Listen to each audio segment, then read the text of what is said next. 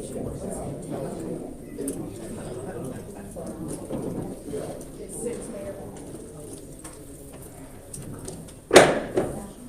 evening, everyone. The time is now 6 p.m. and the Spring Lake Board of Commissioners work session is now called to order. It is good to see all of these beautiful faces in the building today, but I do ask that you, if you have your cell phone, please put it on silent or vibrate so that you do not disturb the business of the town.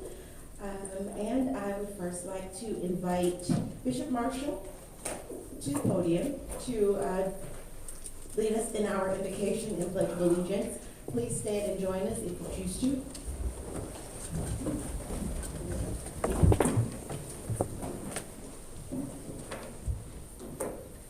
Heavenly Father, we come to you today just to tell you thank you. Thank you that last night was not our last night, Father God, but you came early this morning and you touched us and you started us on our way, Father God. We thank you that you are covering and keeping us, Father God. That every decision that we make, Father God, comes from you, Father God, and no one else, Father God. Give us the ability to seek you for the right answer that the city needs, Father God, and we ask that you cover this city, Father God. Keep this city, Father God. Look down on the fire department, Father God, the chief in the police department, Father God. Look down on everybody that make big decisions for this city, Father God. And we are thanking you right now, Father God, for everything that you are doing for us, Father God. How you brought us from a long way till you got us here now, Father God. So we give you all the honor and the glory. In Jesus' name, amen. I pledge allegiance to the flag of the United States of America and to the republic for which it stands, one nation, under God, indivisible, with liberty and justice for all. Thank you so much.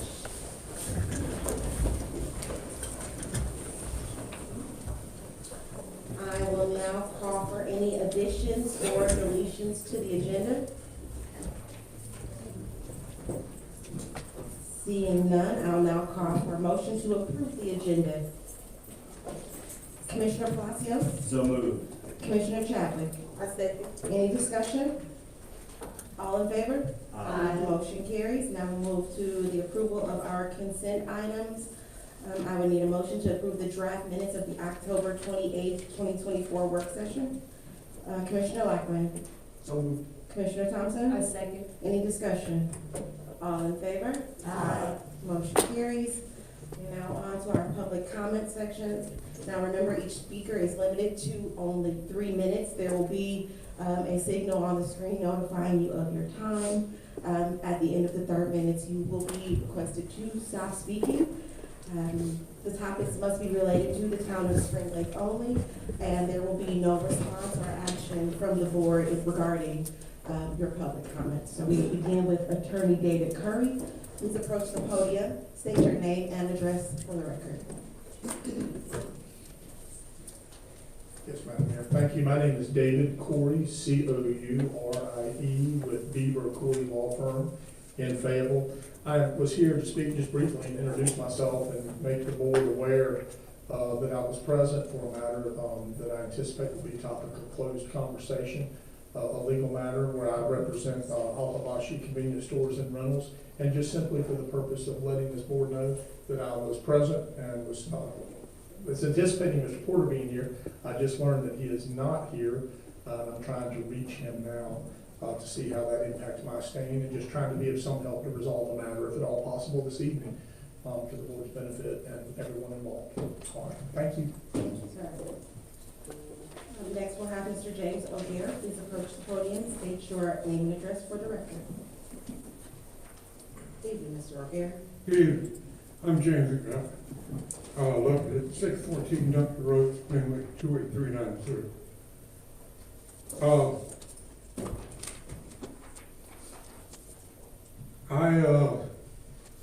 I spent $300 before I found out that the problem was that Spring Lake side town problem. I was told by the supervisor that is they had to come back out 3 more times. If they had to come back out, and on the third time, that they were going to charge the tenant. Well, they had been using the same system that I was using, the clearing system. And finally, they were able to get the jetter, I assume, what they were supposed to use in the beginning. And they put the jetter in, and the jetter was able to clear the system, and we haven't had any more problems.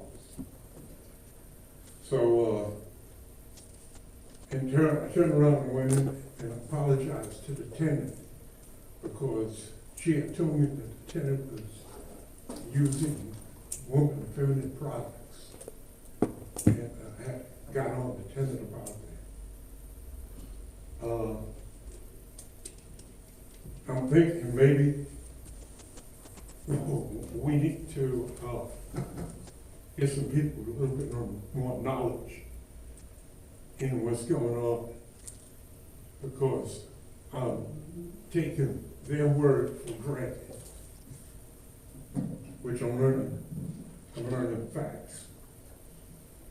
I'm also asking about paving our roads. Our roads here in Spring Lake are starting to seem like tank trails. I go down the road, and an individual coming in this direction is trying to stay as far to one side as possible to keep from getting in the holes in the ditches. I came down Odell the other day, and I didn't know what I hit, but it just seemed like I dropped in the hole. And I'm looking at the fire station. I noticed it's empty. And I was hoping you guys could go back and take another look at it and figure if you could do something with it. You could go back to Fayetteville, the county, and make some kind of deal with them. Because I don't think the people in Spring Lake should have to pay for a mess up that was done by a town hall Your time is up. tribe. Thank you. Y'all have a good. You too. We will now move on to Bob Richardson. Please approach the podium and state your name for the rest. Good evening, my name is Bob Richardson. I'm on post 230, I'm the second one to come in there.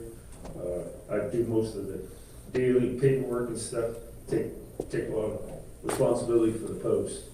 The one thing I'm want to bring to the interest of the town, we are holding the finals for the district for the oratorical contest.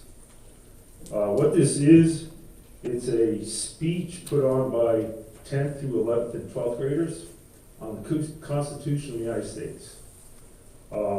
It basically is to help develop deeper knowledge of the Constitution and to build their appreciation of the Bill of Rights in the Bill speech in front of, you, me, whatever. So, the contestants, they will be first done at post level. They will move on to our district level, and then they go to the state level. Anybody that goes to state level, once they win that, they will get a $2,000 scholarship towards whatever they do in high school. If they make it that far, they go to nationals. Nationals is a $25,000 scholarship for first. Second place is a $23,500 scholarship. And third place is a $22,000 scholarship. So, let me see.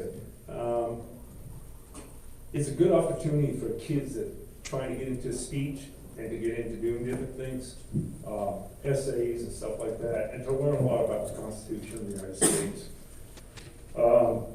The topics for this year will be Amendment 1, freedom of speech. Amendment number 7, common law and the right to trial by jury. Number 18, the sale of alcohol or intoxicating liquors. Amendment 26, the right to vote at the age of 18 and above.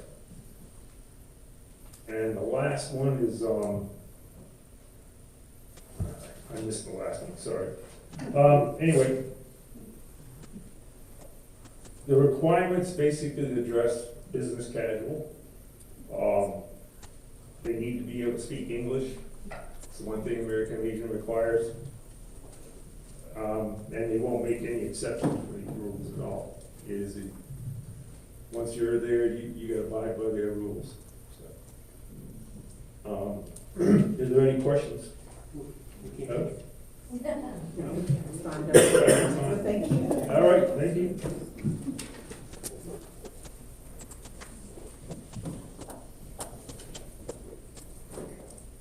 All right, we will now move on to our presentations.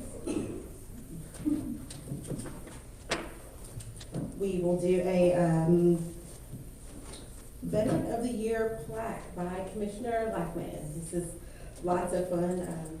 I'm glad we are doing this here in our board meeting because I was unavailable to attend this ceremony. I was out of the country, so I'm super excited that we're able to do this here. So I'll pass this off to Commissioner Lackman. Mayor, look out the audience. I brought some friends with me tonight. All right. Hey, Mayor, living next to Port Liberty, we have a huge connection with our military. Mayor, you and I are transplants that were brought here due to the military. Fortunate. We've got Commissioner Thompson, who was a native, who went away and came back, and now she's serving on the board with us here. So we're blessed to have two VFWs here, 9103, the Robert R. Miller Post. We have 4542, the Spring Lake Memorial Veterans Post. We have the American Legion, Post 230, and we have the Nam Knights. These are all organizations that participate in our Military Veterans Affairs Committee here. And they are a lifeblood to our military connection between the Board of Commissioners, the town, and our residents. With so many military affiliated people, Spring Lake created the Military Veterans Affairs Advisory Committee. We did this to support, recognize, and honor our veterans. One way we did this was to create the annual Spring Lake Veteran of the Year. An honorably discharged veteran is nominated, applications are submitted to the MVAC. The committee votes to see who is the person that is chosen. And each year on Veterans Day, we announce the winner, the awardee of the Spring Lake Veteran of the Year. In 2022, our inaugural Spring Lake Veteran of the Year, we had lots to choose from, but we chose Sergeant Major retired Charles Miller. Charlie, as most people know him. I was honored to read Charlie's bio. We brought him here twice. Charlie was a heck of a guy. I didn't get to know Charlie, but I got through this program. I got to know a little bit about him and just the stories that our veterans have here in Spring Lake. And Mayor, you heard this before, but when Charlie was a sergeant first class and he's 7 in the Army, stepped on a toe popper, lost his leg, went through medical, got rehabbed. At 18 years in service, most people are kind of ready to say, well, I've done all I could. Not Charlie. Charlie fought, and Charlie fought. He came back on active duty.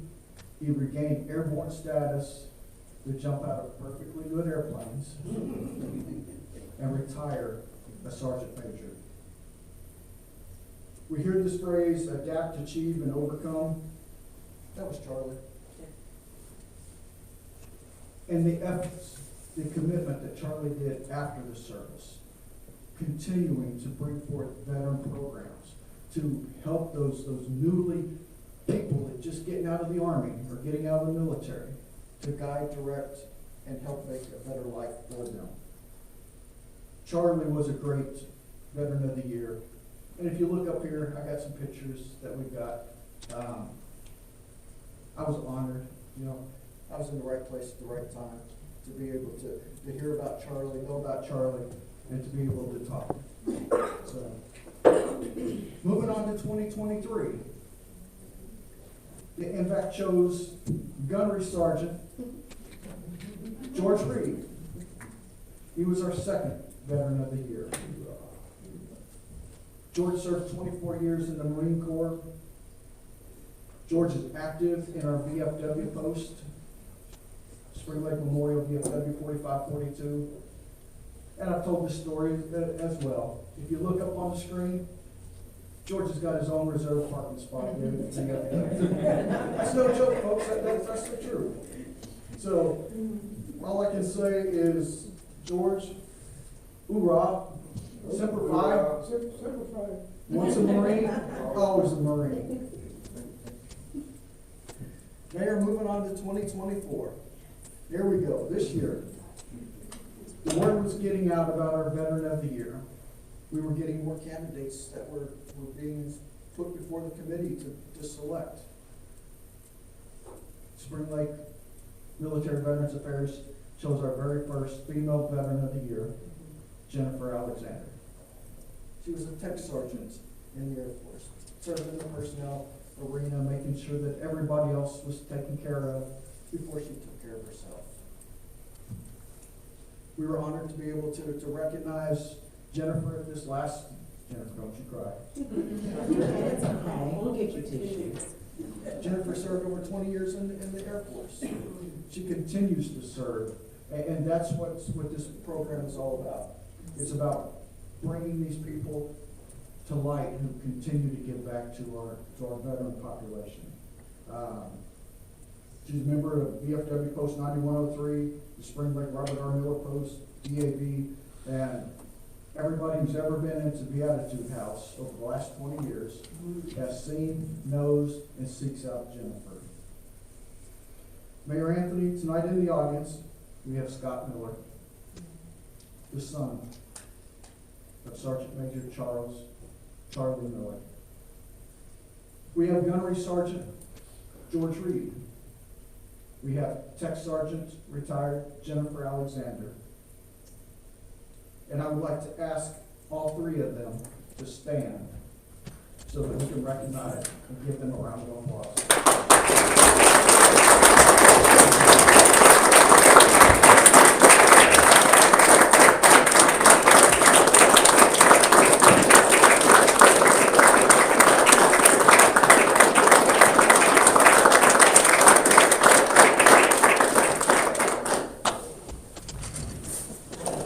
That'll give you goosebumps.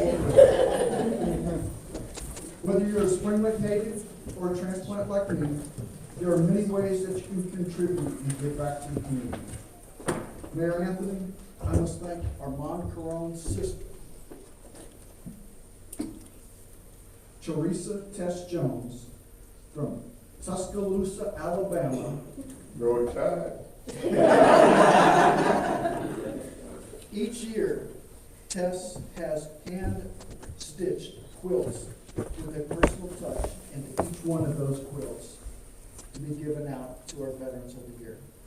I've never stitched in my life. I've done a couple of buttons here or there, but that's about it. But I know it's a labor of love.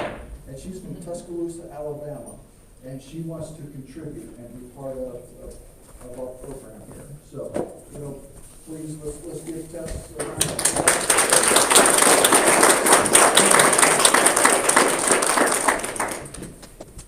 All right, moving on to the plaque. Mayor, tonight the MVAC has a plaque that's going to be displayed in this boardroom. And I'm going to ask that we have Scott, George, and Jennifer, and Armand to meet you and I over here for a picture, or a couple pictures. And then I'm going to ask the board to come down and join us for a picture as well. So at this point, Scott, George, Jennifer, Armand.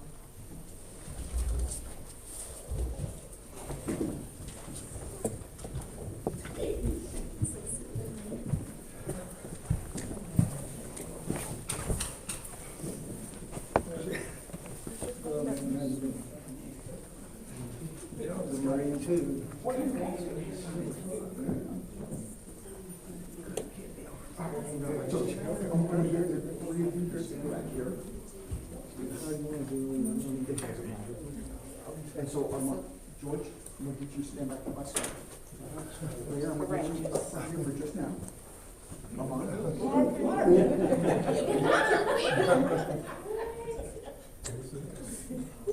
Okay, now I'm gonna ask you all to come around here so that you're not on the background. Wait, Carly got. Carly's like to show? Where we going? Which way we going? Just stand right here by me.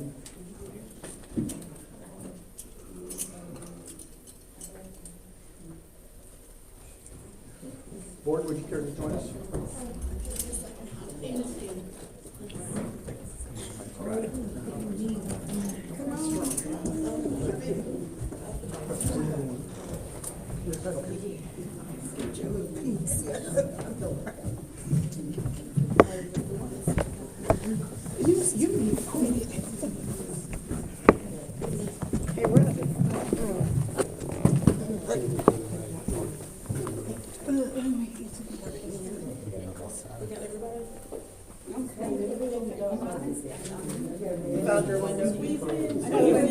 Squeeze in a lot.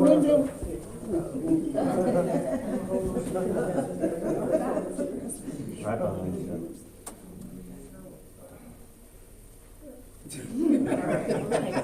Awesome. It is. Thank you.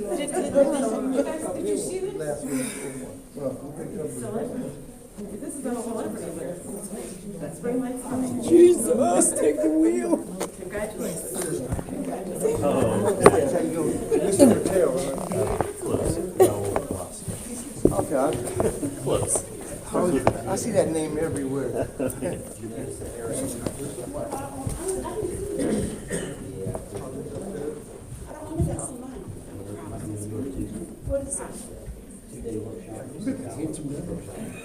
We got some good looking folks on the flag.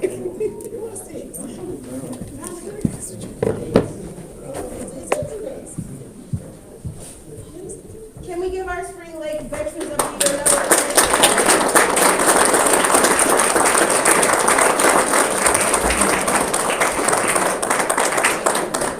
We're choked up after that one.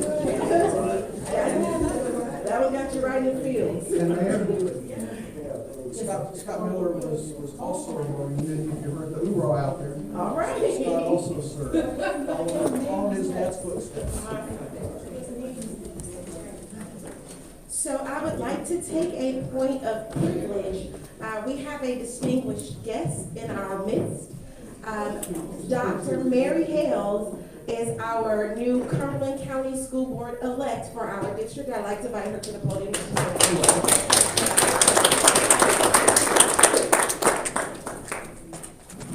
Good evening, Mayor Pro Tem, and Board of Commissioners. I am coming to you as a Cumberland County Board of Education member-elect for District Number 1. And Spring Lake is in District Number 1. I wanted to let you all know just very briefly that I am here for you. I am your board member. Feel free to contact me. Feel free to talk with me. Feel free to send messages to me. This will not be my last time here. I am part of you. So thank you so very much. I appreciate you asking me to visit or stop by, and we are looking for great things to happen. So I'd appreciate any support that I could get from you all. Please let me know what I can do to help Spring Lake. Thank you. Thank you so much.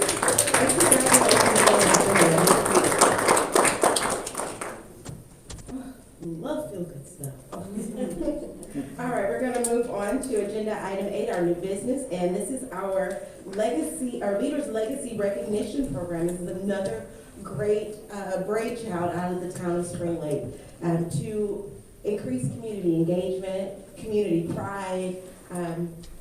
So I'll pass this off to Mr. Rory. Almost forgot there, that's me. I was sitting here listening, going, yeah, here we are. so forgive me for catching up here. The Leaders Legacy Recognition Program. Communities throughout the nation, and specifically here in Cumberland County and the town of Spring Lake, need mechanisms to recognize the contributors who make the city or the town what it is. So we are all here today, and we're in a position because of what the contributions of others have made on behalf of the town of Spring Lake.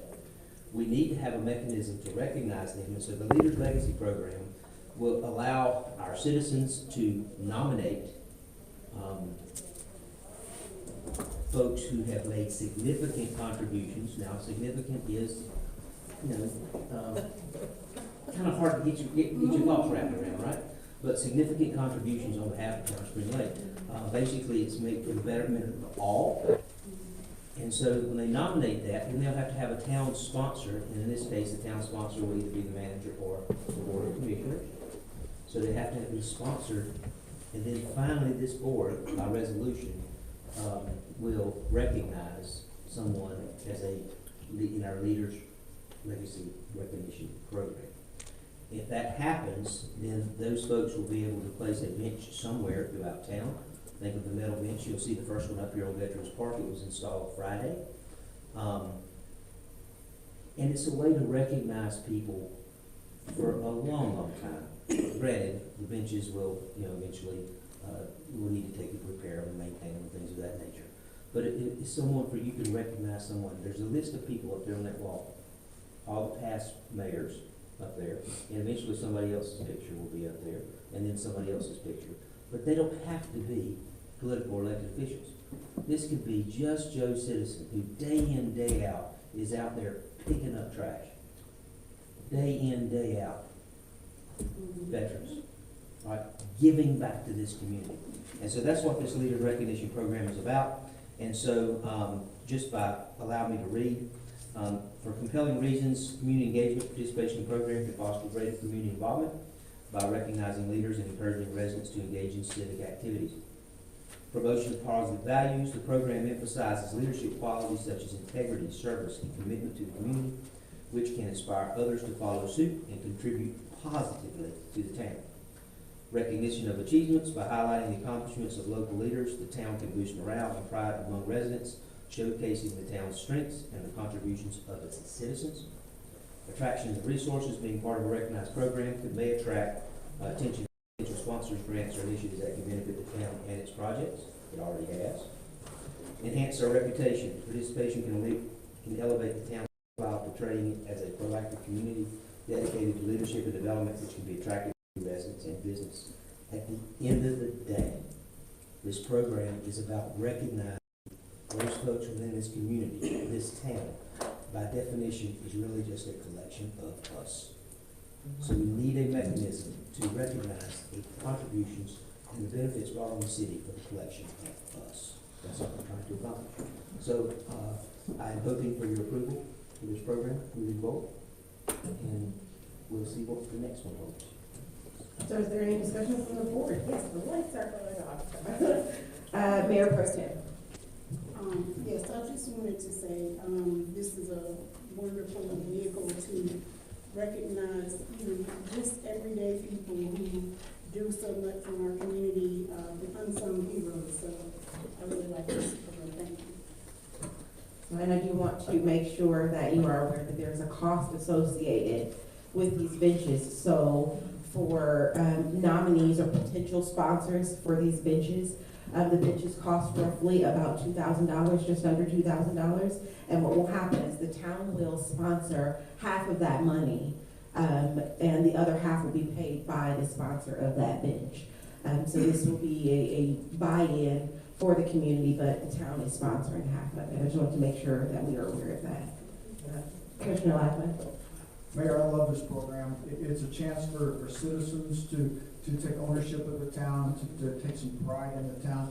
Mr. Rory did not mention that it could be at Veterans Park, it could be at the Recreation Center campus, Main Street, downtown, private commercial properties with owner's permission, the town hall campus, the tennis courts over there, even Mendoza Park. There's multiple locations that this could be put in. So it's not just a Veterans Park sort of campaign that's out there.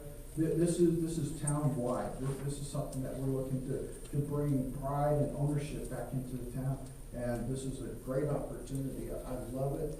I love the buy-in. I love the sponsorship. I love coming before the board so that, you know, it gets recognized that this is something that will continue to build from. So I love it. Sign me up. Yep. Well, with that, Commissioner Lackman, would you like to make the motion? Is everybody through speaking? He's gonna make the motion, I was gonna say. Okay. Mayor, I would like to make a motion that we go ahead and approve this legacy program to further and build the Spring Lake program I'm trying to build. Commissioner Chadwick? I second. Any discussion? All in favor? Aye. Motion carries unanimously. Hearty, unanimous decision. Awesome.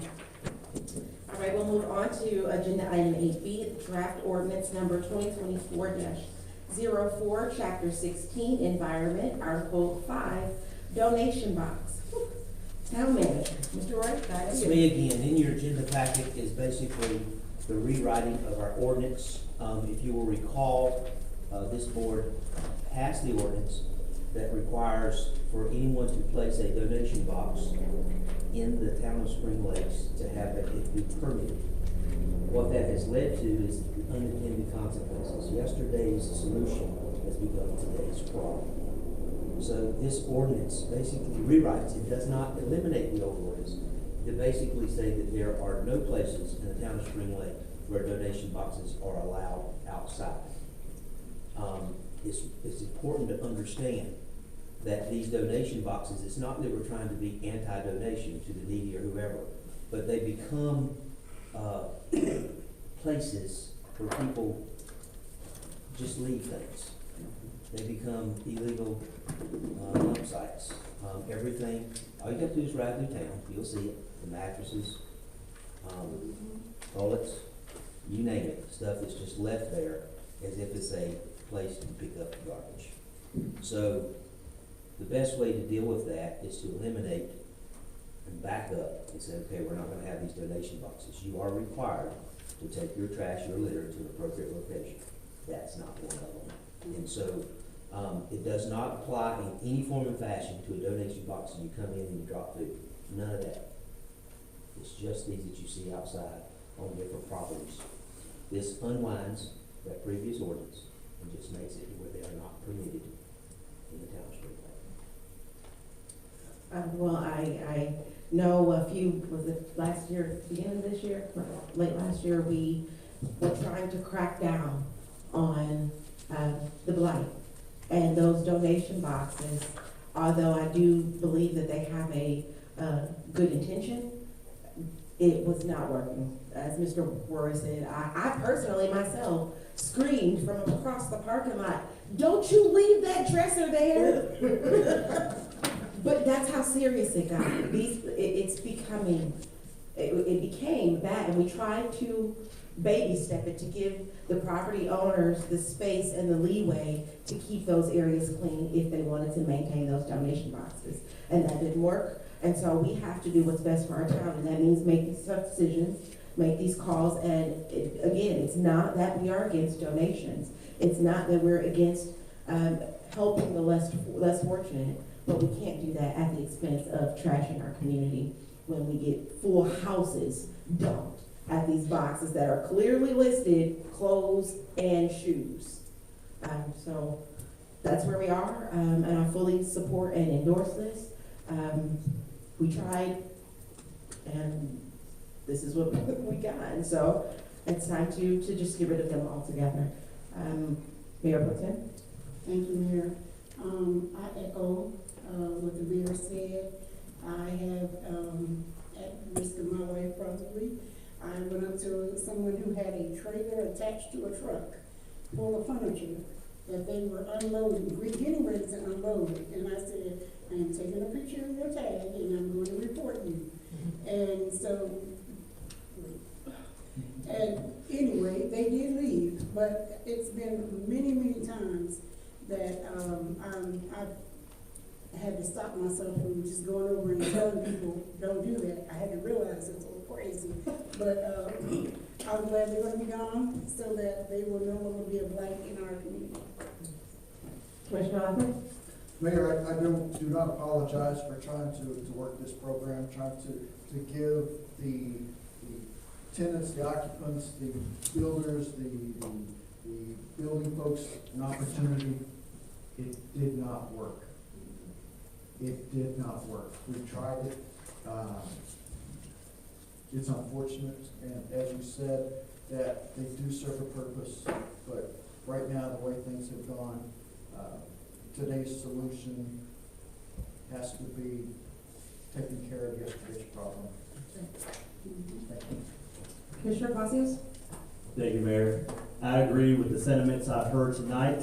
This thing has been a mess. And Mayor Pro Tem Cooper brought a solution to try to stem this by creating an ordinance and permitting process. But nobody in Spring Lake benefits from these donation boxes anyways. Let's get them out. Thank you for bringing this to us. And I do want to remind you that, again, we had our Veteran of the Year. There's the Beatitudes House right down the street that accepts donations. There's Saving the Orphans.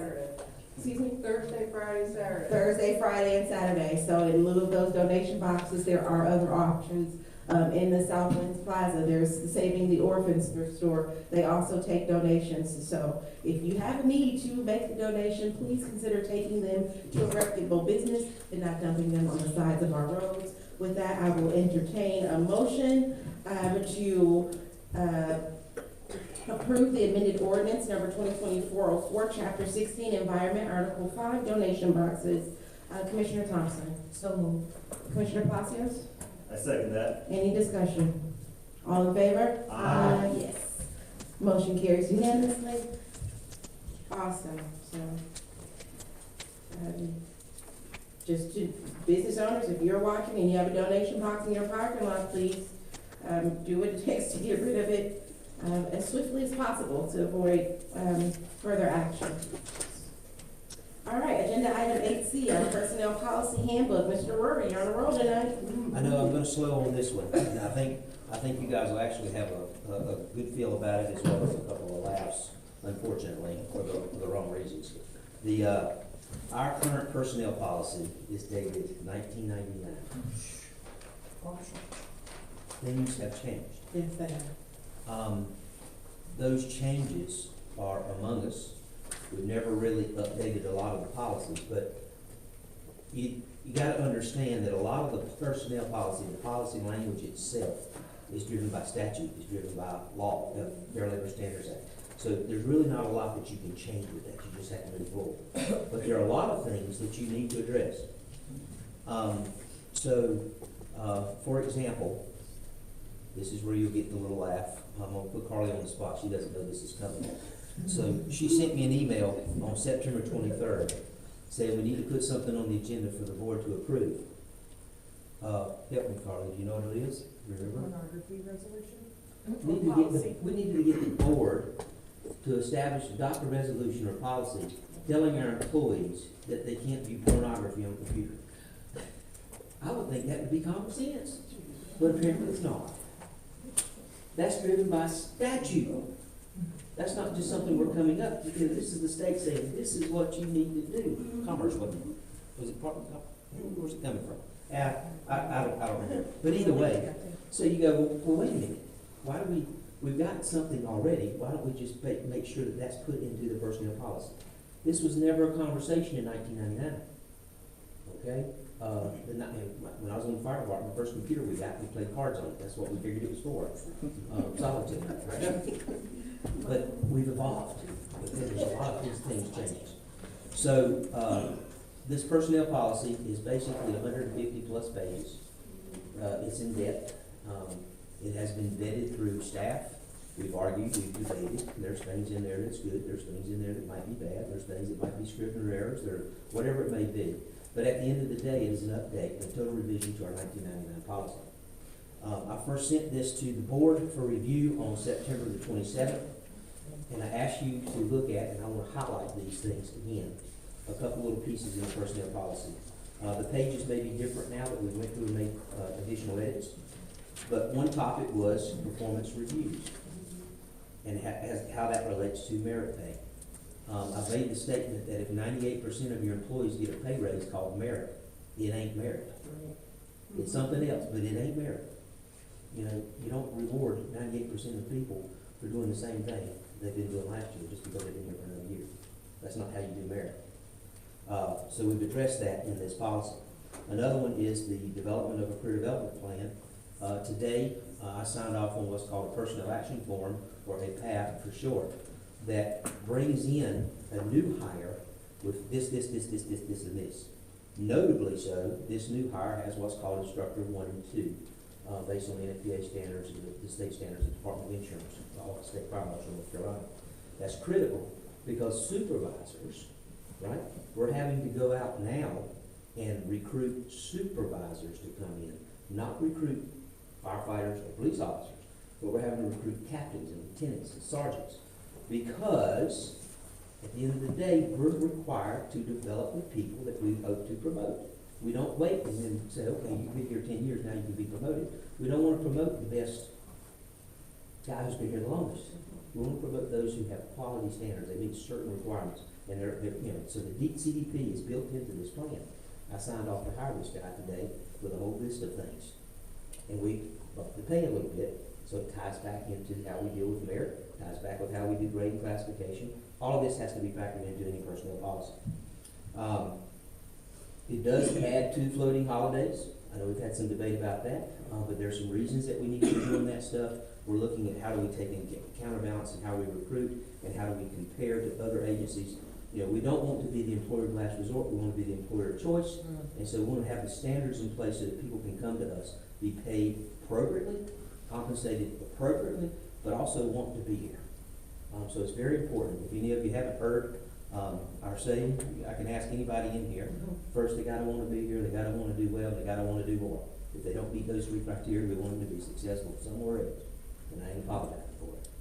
Okay? I'm just not apologizing for it. It also puts in here an education assistant program. Employees will be eligible for up to $1,500. Jimmy, help me, is it 15 or 1,800? It's escaping me right now. Escaping you too, you got it right here as well, so we'll pass you on. We got other things, but it's tuition reimbursement. So we're basically saying, look folks, you can't be promoted just by being the fastest runner. You've got to be a student of the game. You've got to learn all the aspects of what's going on. You know, when we sit in here weekly and have our executive leadership team meetings, it's interesting to watch the lights come on. Well, no one ever told me that. All right. One of the things that I'm hearing is that most of our folks are just happy that they're getting information. You know, we're pushing that information out. We might be sharing too much, but this is also part of this development process. Tuition reimbursement, basically saying you can go get information. We don't provide it. We want you to do it. Bring it back. We're gonna steal it. We're gonna try to apply it here. Uniform allowances. As crazy as that seems, renting uniforms is just dumb. It takes us over and over the time to manage those programs when the uniform that's supposed to be down here in Tuscarora is up in Fayetteville somewhere. The management cost of that is killing us, and so we had to do other things. Employee referral program. Our best recruiters is our employees. Not when we put an ad in LinkedIn or Indeed or whatever. Our best recruiters is when our employees go out and say, hey, come to work for Spring Lake. It's a great place to work. We got this type of attitude. You know, we're all one part of the Spring Lake way. We also put in here something that I'm very sensitive to, but we built it into it, is the 401k match. We only put in here at 1%. Mathematically, what does that mean? Everybody knows that I like to talk about the 1%. The 1 cent on the tax rate is this. 1% on the water rate is this. You'll hear more of that stuff. 1% matching costs the city roughly $45,000. That's it. So if an employee takes from their check and does pre-tax contributions into the 401k plan, we're gonna match it with 1%. Our cost, our exposure is roughly $45,000. If we do it the other way, our exposure would be about 30% more, because if we just put it into their pay schedules, they would have to pay the FICA and pay all the retirement benefits and things of this nature. It's a secondary vehicle, and it makes us more marketable. It's a low number. It needs to go up. All right. I tried to hire a building inspector recently, and he says, John, you just can't do it. I get 5% no cost to me. The town gives me 5% of my salary to a 401k at no cost to me. As well as the retirement benefits. So we have to deal with those things. So I don't want to spend a lot of time on this. I know that you guys had it on the 27th. We know we talked about it in one of our previous meetings. Now we're just bringing it to you for adoption by the board. In recognition, there may be scrivener errors in it. I look through it and I see something I go, all right, it gets so close to 151 pages. I will just, we will continue to make sure we pick up these little pieces. It shouldn't be relevant in the long run in terms of what the substance matter is, but it will be something that we have to correct going forward. So we are asking for adoption of the personnel policy going forward. It will not have, one thing that it will not have is the health insurance for retirees. Make sure that everybody's aware of that. This takes that out. I think that's very important. If any of you are tracking everything from Medicare, Medicaid to whatever it may be, those are non-employment contracts, but they're continuing to be problematic. Front page of the paper today is the new president's what will reshape public health. I've read none of the content. I just saw it on the front page. I don't have no idea what it is. But that's not in this policy going forward. It reshapes, it redoes what we're trying to do, tries to get us back into compliance with this, and I'll leave it at that. Long process, a lot of work. And thank you and staff for putting in the time to sort through our personnel policy. As you've heard, it had been updated since I graduated high school.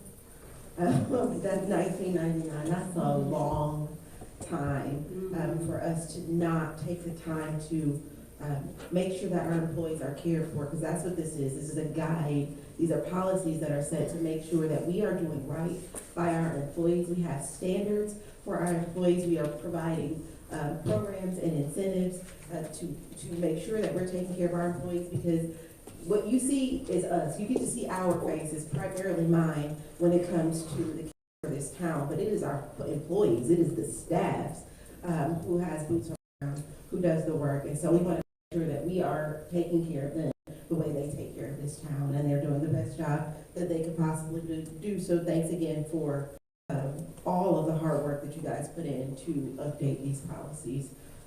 So is there any discussion from the board? Mayor Pro Tem. Thank you. I also echo the mayor. I appreciate all the work that has gone into this. It is much needed, and this is your employee policy. It's like a living document. You have to continue to upgrade, and you know, as you said, that policy we didn't have it. And as times change, like COVID caused a lot of changes that had to be made for working and at home and working on site. So those things had to go in there. So my question is, when we need changes or updates, will those have to come before us? Yes, this is adopted by resolution and approval of the board. I think it would be very appropriate. It's a gray, tricky area. All right, so you're not managing personnel, Right. but the policy itself is a board document. Okay. All right, so it is a policy of the town. So I think that those changes should come before the board, just by a matter of just courtesy, if nothing else. Thank you. I also wanted to mention that the retiree benefits, removing that as a cost savings for the town. What was happening is we were continuing to provide medical benefits for those that are retired. And so we're removing that completely.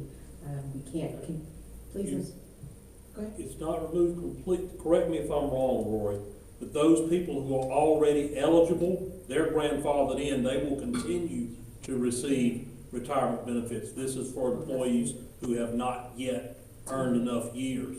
So it's going forward. For those employees who are already getting those benefits will continue to get them. That's correct. It's no, anybody who's getting it now continues to get it. You're not taking that away. Right, just know Thanks for that's that permanent. clarification. Commissioner Passios? Thank you. When would this become active? Yesterday, Okay. no, as soon as possible. You know, So we basically, approve one of the this. things that we have to do is make sure that we go through all these training sessions and get all the sign-offs with all the employees. So it is technically active, but, you know, obviously, we're not gonna just take and start doing some stuff tomorrow. Right, okay.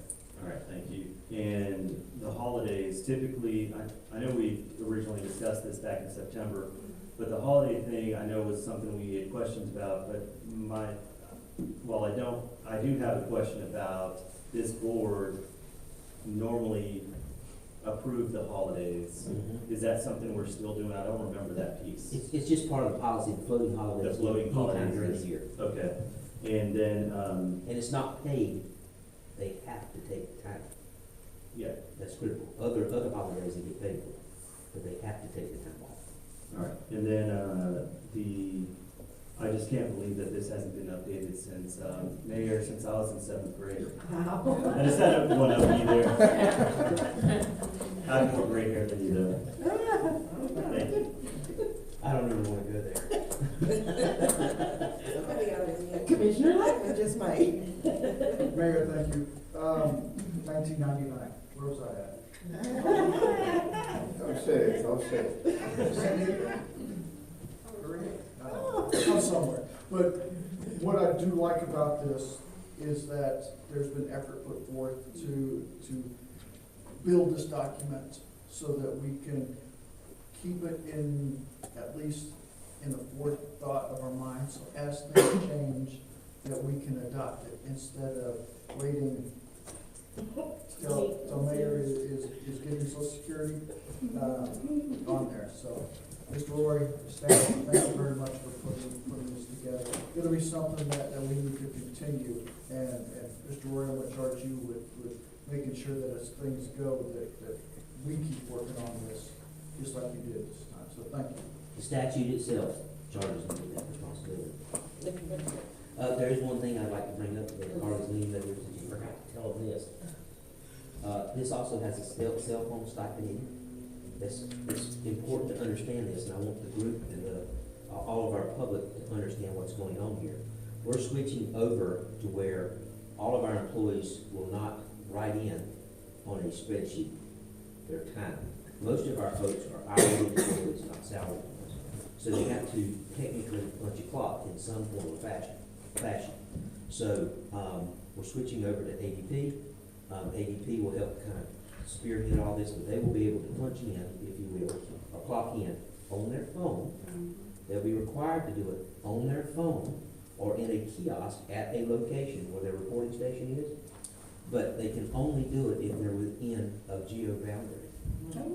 Yeah, so they can't clock in from Fayetteville. They gotta be within this geo boundary. So this is important. This is the technology part that comes to play. You already know about the apps. So, you know, see something, say something. I can tell you, I can get quite a few pictures. I got some over here today about junk files and this, that, and the other thing. So that's working.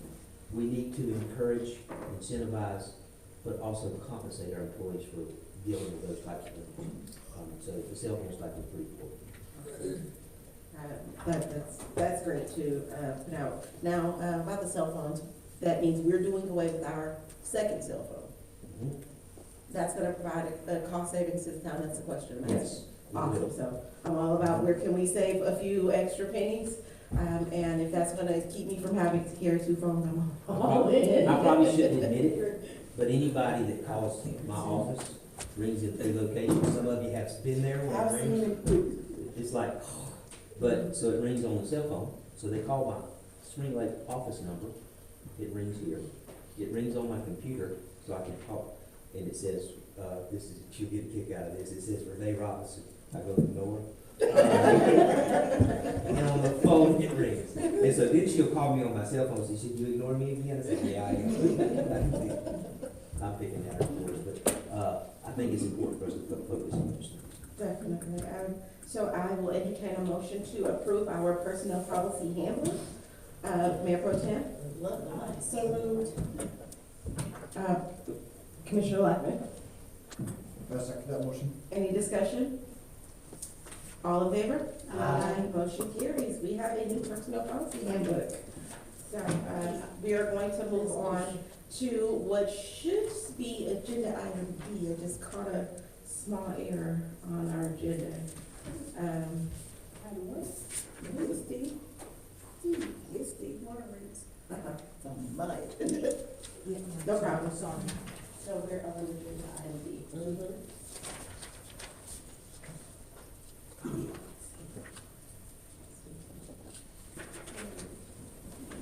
All right, water rates increase, Finance Director, Mr. Overton, and Mr. Rory. I'm actually gonna take the back seat and let Jimmy go. All right. Hey, Jimmy, let Jimmy go. That's what he's been doing since he's got here. Okay.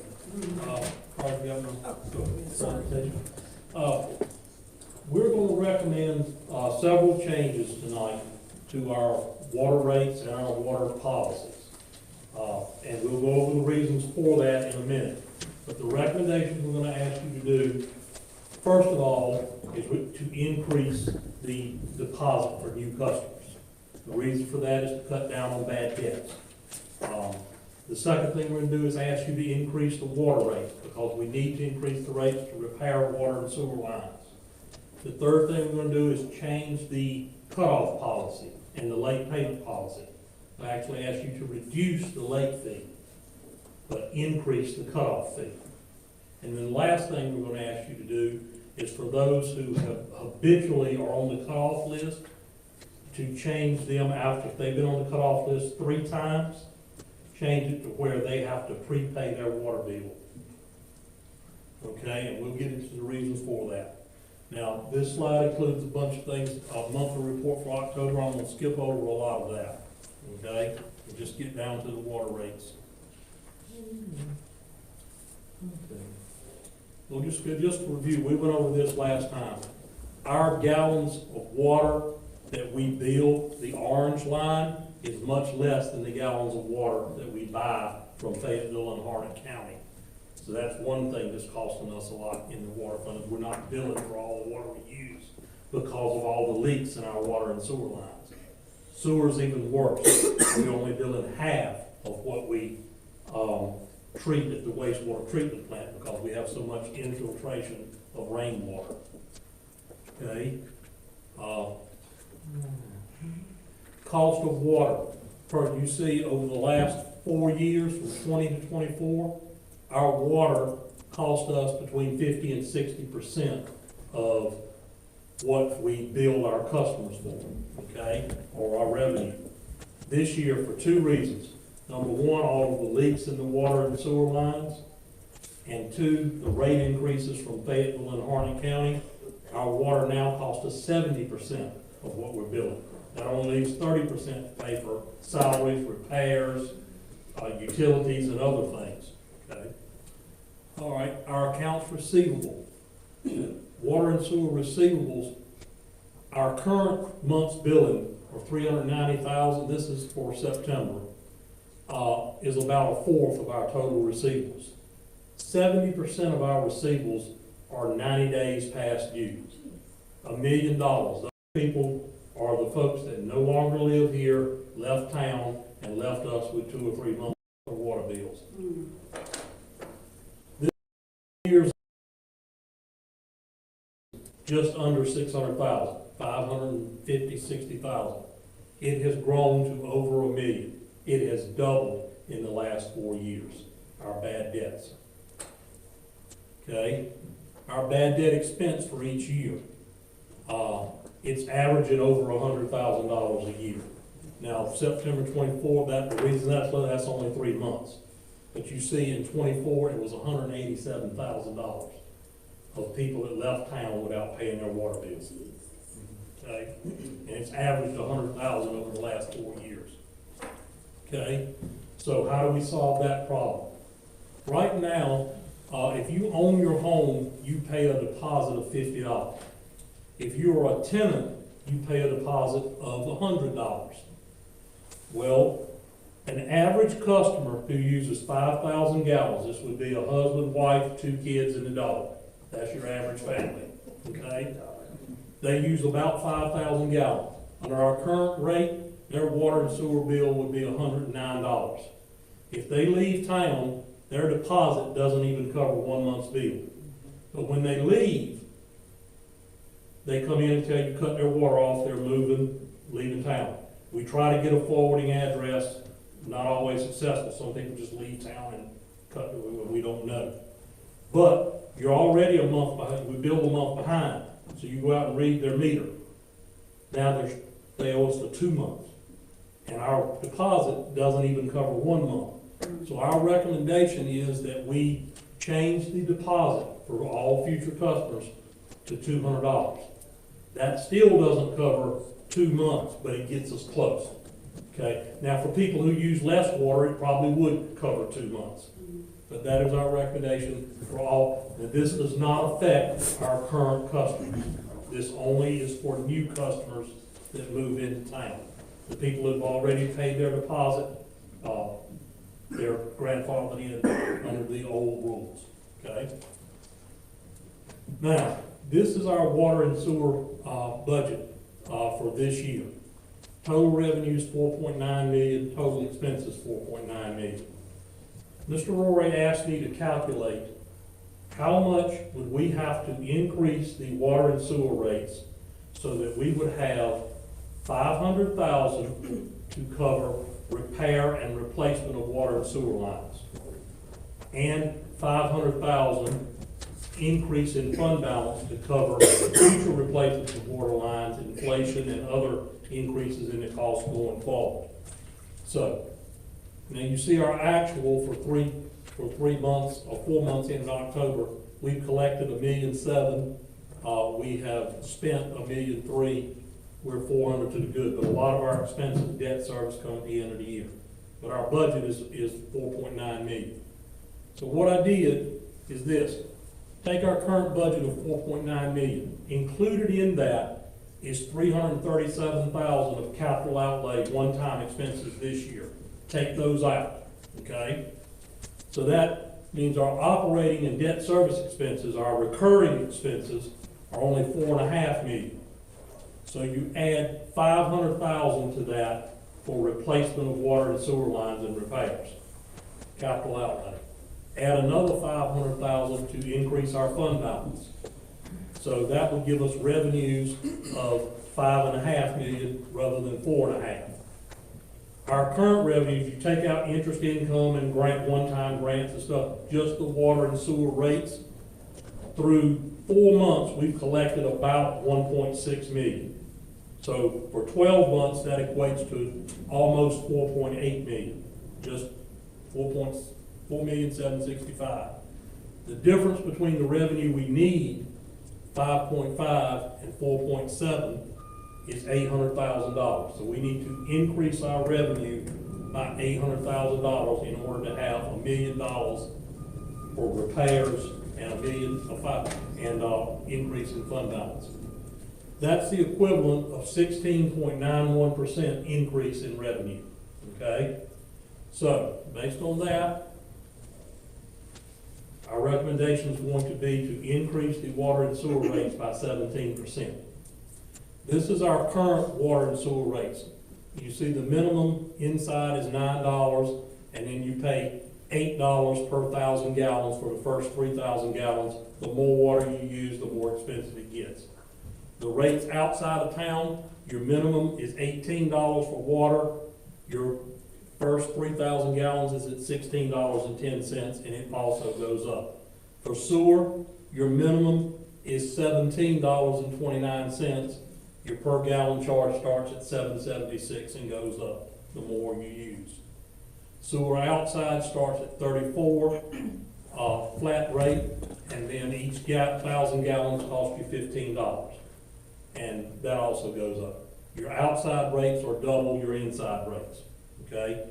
There's two reasons that. Outside customers don't pay property taxes, inside customers do.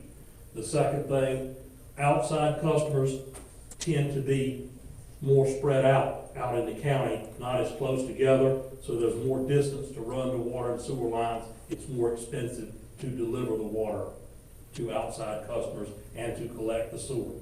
Now, we don't have a lot of outside sewer customers, just a handful, okay?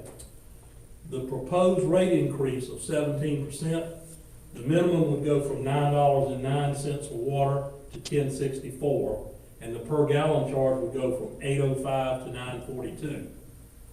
For sewer, it would go from $17.29 to $20.23. The per gallon charge would go from $7.76 to $9.08, and you see the other changes. So that's all straight across the board, 17% increase. Okay? What does that do to an individual's water bills? Well, ladies and gentlemen, these are your water bills for the last month for all 6 of the mayor and council members. The first line, you see the gallons used. Now, none of you use a whole lot of water. The largest being 5,000, the lowest being only 1,100 gallons.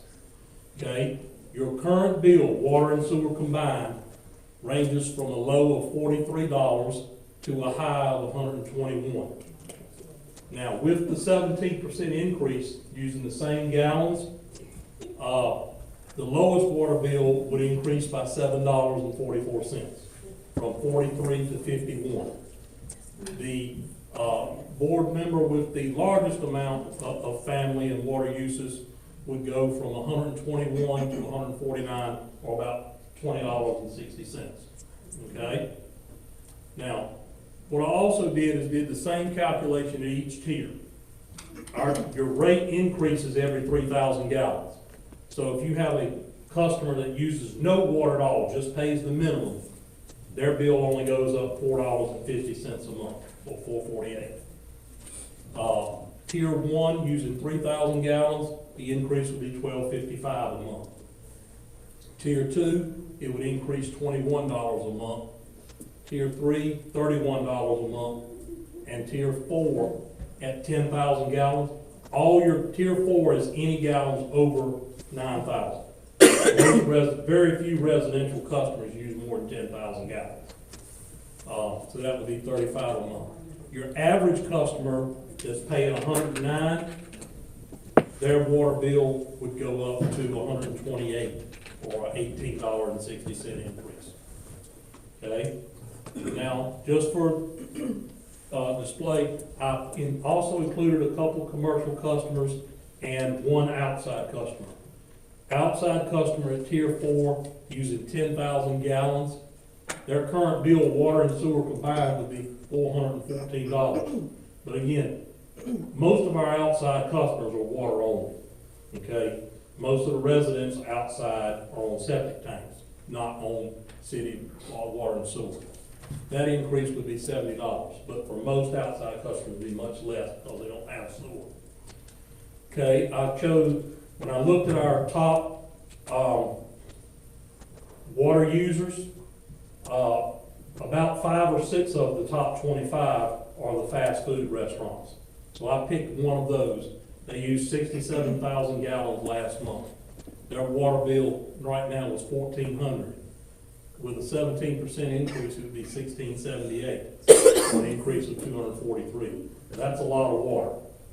Then I also picked probably close to our largest user of water, which is an apartment complex with numerous apartments. They used 456,000 gallons of water last month. Their current bill was $9,800. Their bill would be $11,000, or an increase of $1,665, just for example. Okay. But we're asking you to do this increase so that we get the money to repair all of the water leaks and sewer leaks that we have, and we have a lot of them. And $500,000, when you're talking about replacing water and sewer lines, doesn't go very far. Okay. Okay, now this is just a graph of all of those I just showed you. The blue, which you can barely see, is the gallons used. The orange is your current bill, and the gray is your is the bill with the 17% increase. Okay? Now, this, I want to thank Renee for compiling this slide for us and getting this information. This shows the number of customers who are habitually late paying their water bill and who are cut off at least 3 times a year. We have 153 customers that were cut off 3 times in the last 12 months. We have 52 customers who were on the cutoff list 4 times. We have 36 on the cutoff 5 times, and then it goes on, you know, the more times you get cut off, it gets fewer customers. But we had 3 customers that were on the cutoff list 10 out of the last 12 months. Now, if you're on the cutoff list, you pay a $25 late fee and a $25 reconnect fee. That's $50. If you're on there 10 times, you cost yourself an extra $500 by being irresponsible. Okay? That's not the town's fault, and the reason we're recommending this change, the other citizens who are responsible and pay their water bill on time shouldn't be paying for us to provide the service to cut these people on and off who are habitually late. These people need to be adults and be responsible and pay their bill on time. Now, I did a few calculations. The total number of customers on this graph is 295. That's about 7% of our total customers, 4,000 customers that we have. These 295 customers, or 7% of the total, created 42% of all the cutoffs that we did last year. So these are the people that are creating the problem, that are taking up our employees' time to go cut their water on and off every month. And our goal is to, now let me show you how bad the problem really is. Okay? Last year, our late fees, this is the people who just paid late but not cut off. We had 7,253 late fees last year. That's an average of 604 per month. Renee told me that this month it was 603, so it hadn't gotten any better. Okay? That raised revenue at $25 of $181,000. Cutoff list, the people who are, you know, not only late but waiting and pay and get their water cut off, 2,950. And you see those 295 customers were 1,200 out of that 2,900, or 42%. That average is 250 a month. Some months it's almost 300. 246 is the average. That means our meter readers have to go cut off 250 customers every month and then go cut them back on the next day when they pay. It takes up a lot of their time that they could be doing something else. And that's a lot of effort. Now, the late fee, that doesn't require a lot of effort on our employees. We just hit the computer button and add the late fee, and that's fine. So, in most towns, the late fee is minimal, okay? Because it doesn't require that much time of our employees or that much work. We just have to hit the computer and bill a late fee. But the cutoff fee requires an employee to go out to their house, turn the water off, then go back the next day, turn the water on. And also, our employees, our customer service representatives, try to call these people and give them a reminder. That takes up a lot of their time, especially when they're trying to call 300 people a month, okay? So our recommendation is to reduce the late fee from 25 down to 15. Renee said it used to be $12.50 and it was raised a few years ago. So we would actually get less money from the late fee, but want to increase the cutoff fee from $25 to $50. What this does is put the burden of paying for all these cutoffs on the people who are actually causing the problem. And you see the cutoff revenue would go from $73,000 to $147,000, or about double.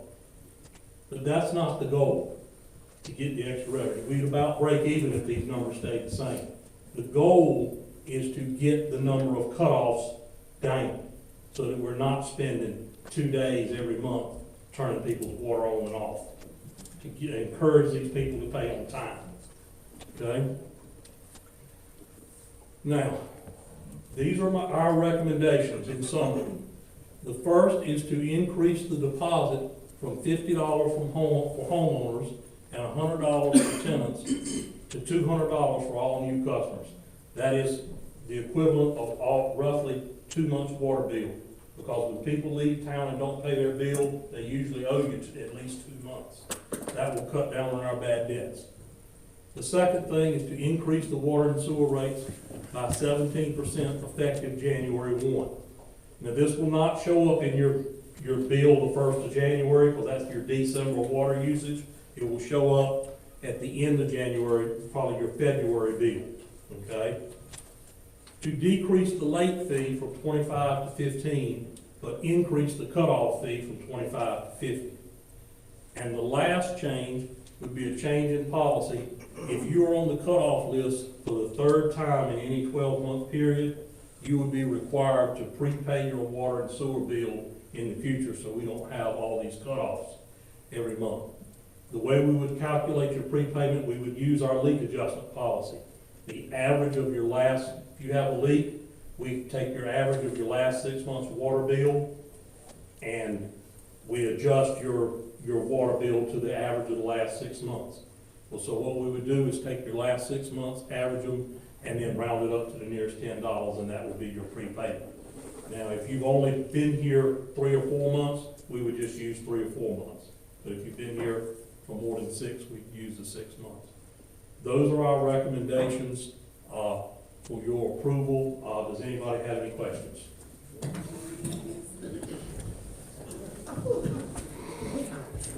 This is, it's a lot to take in, but again, all of the changes that we make to these policies affects, the people that are sitting up here as well. So don't think that we don't feel these, increases, but we do. But we have to do this in order to maintain our water systems. I'm sure you guys enjoy having, clean drinking water and nice clean showers. That is all a part of maintaining our water and sewer system. Unfortunately, we have a system that has been uncared for quite some time, and we have to do what we need to do to address this issue so that we won't have the waste that we have right now. We're losing, 40%? We're losing about 33% or 37% of our water is not being billed, it's leaking out. So we're buying this. Yeah, we're buying this from Fayetteville and Harnett County, but it's not being billed to our customers. It's leaking. So we have And to then fix these 50%, of the water that's treated at the wastewater treatment plant, 50% of it is rainwater. And this is because our systems are Are lacking. full of holes. We have to fix this. And that is the cost of living in any community. This is what we do with our tax dollars. We repair our business the same way you would do at your home.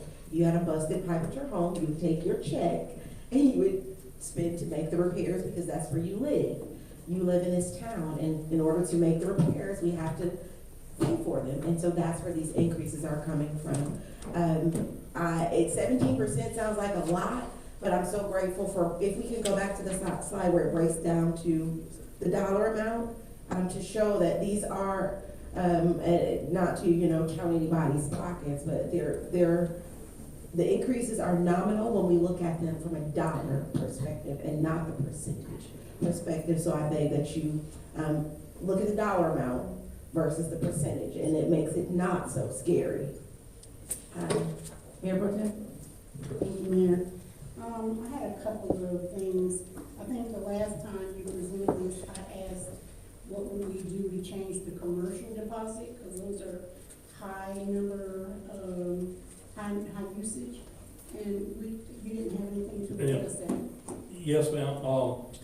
What we should probably do there is, now for office businesses, they probably use less water than you do at your home because they're not showering and doing things like that. So we would leave those the same as the residential. But I do think and I'm sorry I did not mention that, but I think for some of these large water users, that we should, put the deposit at least to cover at least 1 month, and that, like you said, for one of those fast food restaurants, that could be, let's see how much.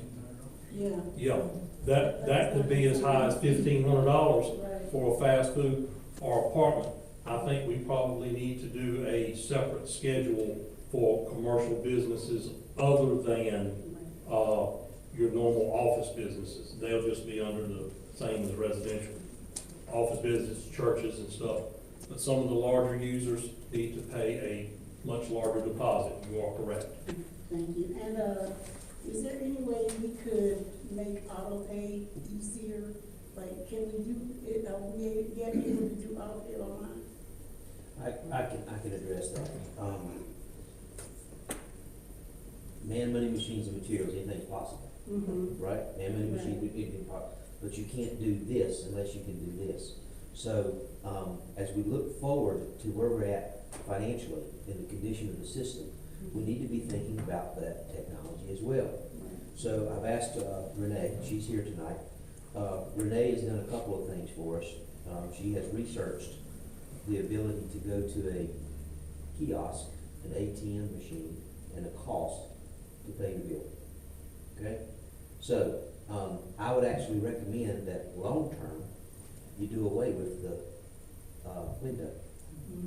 Right? And so then you take those dollars and you enhance the ability to do auto pay, drafts, ACH, Jimmy can give me all the terms for that. Go to a kiosk. I could set up a kiosk over on the other side of town and here. You can go to the ATM machine right now. Right? You get hundreds of dollars. You can pay it. You can write a check. Send it here. The technology is there. So the short answer is yes.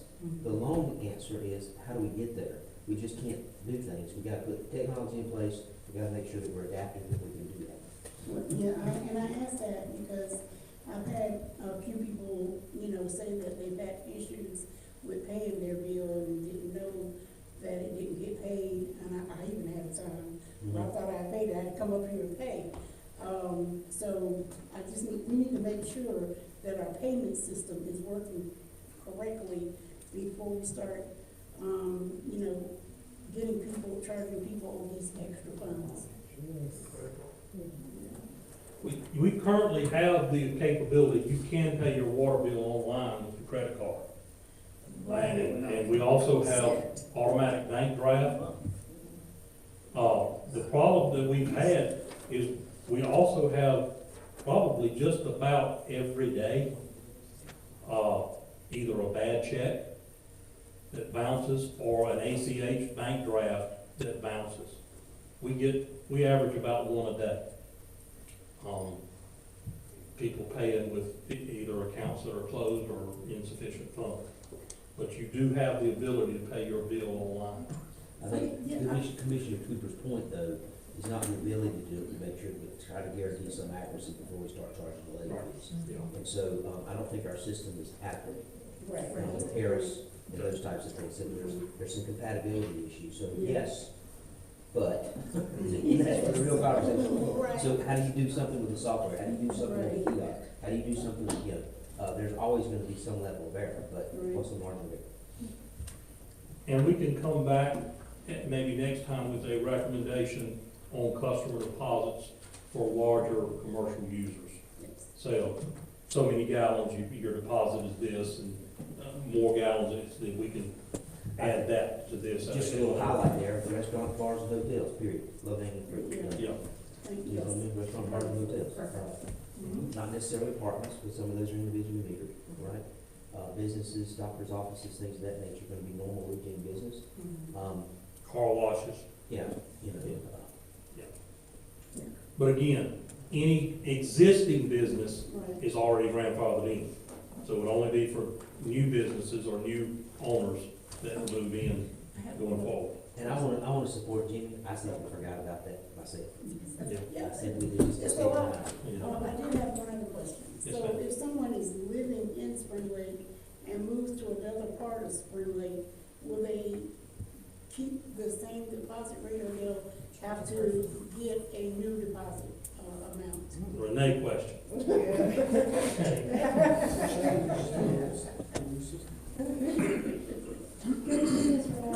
Good evening, everyone. So, when they come in and they want to move their service to another address, we do a transfer. Okay. So whatever deposit they have on file will move with them. Okay, thank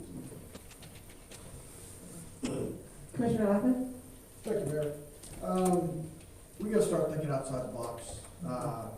One of the ways, if these are military folks, we need to go make friends with the in and out processing folks, get a copy of somebody's orders, find out what installation that they're going to, remind them that they have a debt that they owe. If they don't, then, you know, talk to the garrison, because that is trying to promote Spring Lake as a destination for these soldiers to come to. That is one way to help cut down on these water bills. You'll find out the new command and say, hey, you owe $200 or whatever for your water bill. That's one way to look at it. Did we ever figure out how many leaks were detected for 2024? Deanna's working on that. They're trying.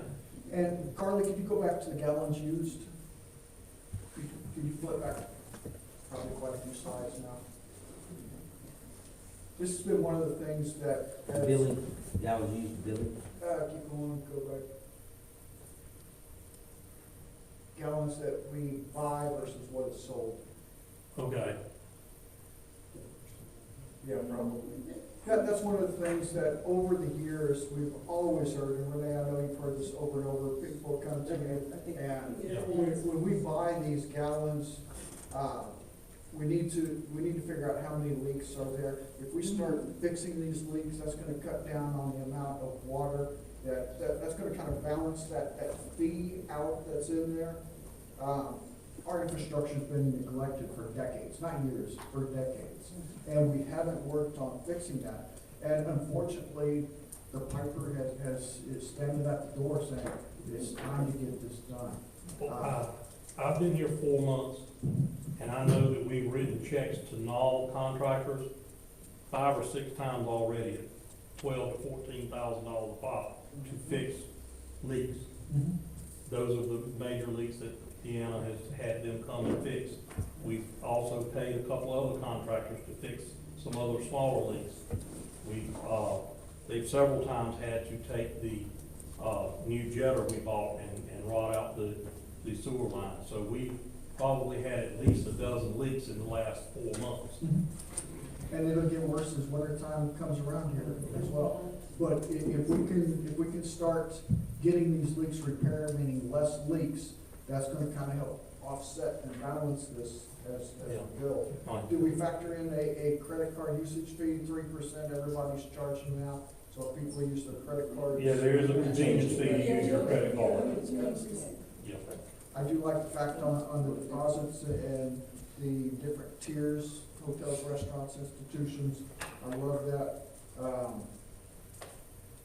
The elephant that's in the room is we've got to get aggressive with these people that owe money. We recently had a $20,000 water bill that came here. There was a negotiation made in good faith, and nothing has been paid on that. Yes, sir. Yes. It was paid today.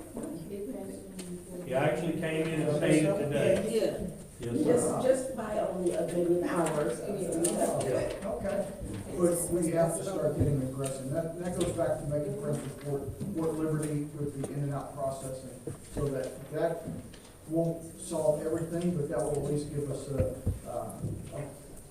opportunity to get that back. And I know, like, in the past with the military, like, before PCS, they had to, like, clear places, you know, to make sure that all their bills were paid. So I don't know if they still do that, but that, you know, something we can look into. First Sergeant, does that still hold true? Yeah, they do. They still have to clear posts, and they go through finance. They go through every single one of the stops. But absolutely, if you bring it up to the in and out processing, now there might be some legalities that. I'm sorry, who are you? Sorry, I'm Stephen Brock. I'm just a observer at this time, ma'am. He's a First Sergeant in the United States Army that's going through the retirement process. So yes. Okay, thank you. Yes, ma'am. Sorry for putting you on the spot. That's okay. But thank you. No, they have that, but man, everything has gotten very touchy these days, so I would definitely seek counsel before Okay. digging into something like that. That's it for me, Mayor. Commissioner Palacios? Thank you.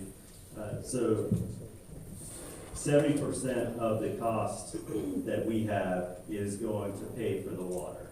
Yes, It's not good business. We've already spent, Commissioner Lackman talked about if we can balance it out by repairing some of the leaks, and we've already spent over $100,000 in leak repairs in the first 3 months of this fiscal calendar. yeah. It's very difficult. And so I remember a comment being made, it's kind of cheaper to leave the leak than to fix it. And obviously at a certain point, we can't do that, we can't outrun it. But 70% of the accounts receivable is money that we are just not going to see again. Despite the collection action, which is difficult for a municipality, because you have to go through the state to try to get anything, hoping that whoever owes you money is getting a tax refund. It's not likely, it's not feasible. We got $1 million sitting in accounts receivable that we are just not going to collect. 17% is a huge increase. We just had a big increase. And, are we talking about a potential increase again for the next fiscal calendar? Right. These are things we gotta think about. And we had a AIA study, or a water rate study done in 2020. The first year when the town was told, you need to increase your water rates to maintain all the infrastructure, the town neglected to increase its very own study. Yep. And then when we were sworn into office, we said, well, now we gotta play catch up because we didn't do it the first, it wasn't done by the prior board the first year. And so we've been maintaining that ever since then. We've been maintaining the rates based on that 4-year-old study, 5 years old now, study. And so this is going beyond what that study is. And I know we have an AIA inventory going on right now, and so we're trying to get an accurate picture of where we should be. And this, based on your numbers, and thank you for providing these numbers, there are a lot of goals that we're trying to accomplish with this 17% rate. And not all of those goals are going to be day one. They will take time. And water rates will continue to come. My hope is, and I brought this up before, is I'd like to explore the possibility of Spring Lake stop playing the middleman. I'd like to see what it looks like if Spring Lake turned over its water and sewer to the entities that we are buying our water from. If 70% of our cost is going to purchase the water from Harnett County and PWC, what would it cost, what would it look like if we just said, PWC, what would it look like if you just came in and took over? That's right. I don't think we're looking at an immediate 30% reduction in our water rates, but I know right now we're not getting a discount from PWC in Harnett County because those are businesses. Right. And we are running our water department, we're supposed to be running it like a business. That's the only thing I learned about, one of the only things I learned about municipal finance is the rest of the general fund is operating like a money in, money out. Right. You don't charge what you don't expect to spend. But when it comes to the water department, you have to continue to build it up because you have to account for these things. It's a business. And right now, we're not operating it as with good business practices. So the 70%, it's still not going to be enough, Mr. Overton, right? Now, probably not in the long run, but it's a start. It is a start, I get it.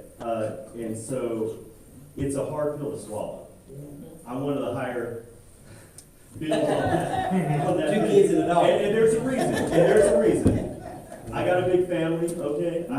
We use the water, okay? And we have a poor infrastructure because my road is one of the roads because of all the repairs that have to be done with the water and sewers lines. My road is a rough road. Mr. O'Gara talked about, I call it Jurassic Park. It's like driving through the fields in Jurassic Park, my street, okay? So every neighbor I have knows the struggles that we have because of all the water repair lines that need to be done. But 17% isn't enough. It's a hard pill to swallow. And my wife, the number one thing is, something is wrong with our water bill. If anybody else's water bill is high, our water bill is high. I get it, but we use a lot of water. So I'm not complaining about the water bill, and I never have, because I know what we use. The point is that 17% is a lot for our people, and it's a lot for my household. But I understand the struggles that we face.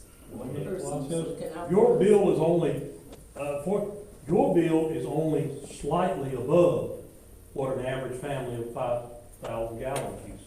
So yours is, it may be high to you, but. I'm not complaining. I said that to say, like, this is I'm living it, okay? I'm just saying that it's a hard pill to swallow, 17%, on top of one that we just had a couple months ago, okay? That's what the issue is, and the likelihood that we're gonna have another one at the end of this fiscal year, right? So I don't think any promises are being made, and I'm not asking for that. I'm just throwing that out there. I am fully aware of this impact to my own house and to my neighbors. But my point is, I want us to explore what's it look like if we turn over the reins. And I'm not saying let's do it, I'm just saying, what does it look like? What's the feasibility here? And not just those two entities. I know there are several other companies that make profit by taking over water infrastructure and all these things, but anyway, I'm done. Thank you. Now, to address a couple of your comments, and they're excellent points. The grant that we have, the AIA grant and the Merger Regionalization grant, that study is trying to address your question.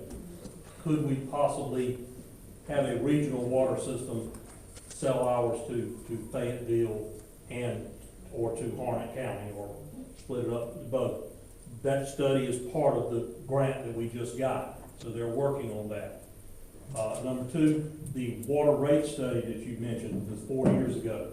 It had about a 5% increase. That was done 4 years ago in 2020, when inflation was way lower than it is now. Interest rates were I refinanced my house for 3%. Now you're lucky if you can get 6 or 7%. Interest rates have gone up, inflation's gone up. That study is outdated, which is another reason for this increase is bigger. Either last year or the year before, Harnett County hadn't raised its rates forever, and then they all of a sudden raised it 40%. Harnett County, who we buy our water from. And so, and I know that was one of the reasons that was given for one of the rate increases that we had just recently went through, but honestly, it was just to maintain the water rate study that we had done. But thank you. So the other thing, our biggest water users, fast food, car wash, and apartment complexes. 20, 30 years ago, your biggest water user was a textile plant. They're all gone. So when I was much younger, all of your water and sewer rates were kept low because the residential customers were subsidized by the huge amounts of water purchased by industries. Well, a lot of those industries no longer exist. They've moved out of the state or out of the country, and therefore that burden has fallen back on the residential customers and the smaller businesses, because the big city of Oxford, they had one industry that shut down. They lost 25% of their revenue in one day. So again, 17%, when we look at it in dollars, it is the cost of living in our community. We can balk at the rate increases, or we can keep losing about half of our water. So what else do we do besides raise the rates? Or we can't fix it. We're in the state. Before we even look at regionalization, with a dilapidated system, the cost of someone coming in to purchase it, we're doing ourselves a disservice if we're still not investing in our infrastructure right now, and that is the cost to the citizens. That's the purpose of government. We manage the tax dollars that pay for the quality of life we have in our community and that cost. And it's, unfortunately, our system's been neglected. Unfortunately, we have to take on that cost, but it has to happen or we're gonna be in the same situation and it's only gonna get worse. So if we, in a perfect world, I would love to see our rates stay the same, but that's unrealistic and absolutely impossible. So we have to do what we have to do to get this done. There's no way out of it. Regionalization or not. Can I share some Please. water rate study, please? Yes, it's come up twice about the water rate study. It was completed in 2020. Jimmy's referenced the fact that it's dated. It's pre a lot of things, okay? But I want to just kind of use numbers. So the water rate study says that our rate for water in 2026 should go to $9.55. We're recommending our rate go to $10.64, which is actually the rate recommended for 2028. All right, so we're advancing it 2 years ahead of schedule. But that's because we didn't do it, right? And so one irresponsible act compounds the next irresponsible act, and you end up with a pig in a poke. So I'm the one sitting there talking to PwC about taking over and the possible merger, and they were very clear to me that we're not gonna take and merge with Spring Lake with a pig in a poke and put it on our ratepayers to fix Spring Lake's problems. So that's the little passion, forgive me, that you see coming out. I hear it, I get it. It is a business, and it costs to operate the business. And there are leaks. So if the number one priority is to provide quality drinking water, we are failing day in, day out, period. It's just that simple. We're failing to do meet the number one priority of our utility. Everything else is secondary to that. So we can run it out of pipe over here, we can run it through the leaking toilet, we can do whatever, but we're failing to provide quality drinking water, and just keeping bumping down the road ain't gonna help us. Sorry. We need to take advantages of economies of scale. We need to make sure that we can get these multiple people to fix these leaks, wherever they may be. We just gotta keep moving in the right direction. I don't think two wrongs is gonna make it right. Here's a rate, it'll never be enough. You have decades of mismanagement, irresponsible decisions, and we can't overnight fix that. But we got to get to where we're in a position to where success is steady progress toward worthy goals. If the goal is to provide quality drinking water, we need to make steady progress toward that goal. That's the only way we're gonna be successful. And being fiscally responsible, because right now we're wasting a whole lot. That's a fact, Jack. Mayor Pro Tem. Thank you. So I just wanted to make a comment. I've sat on this board since 2017, and we've not had any infrastructure projects, any major infrastructure projects done or in our budget since 2017. That's a long time to just leave those pipes, manholes, and everything else just sitting there and not taking care of them, not fixing issues we have. You know, Raoul Street, I have a relative on that street. It looks like a third world country some days. You gotta dodge the barrels and the cones and the potholes. It's bad. But that was just bad building. But again, we have to fix those problems. And we're irresponsible if we do not find a way to put money into these issues. And as Mr. Roy says, nobody's gonna come in here and take all of those issues on and make their other customers pay for our negligence. So I have to pay the bill. We all have to pay the bill. We have been, for years, we really haven't been paying what we should have to make sure to maintain what we do have.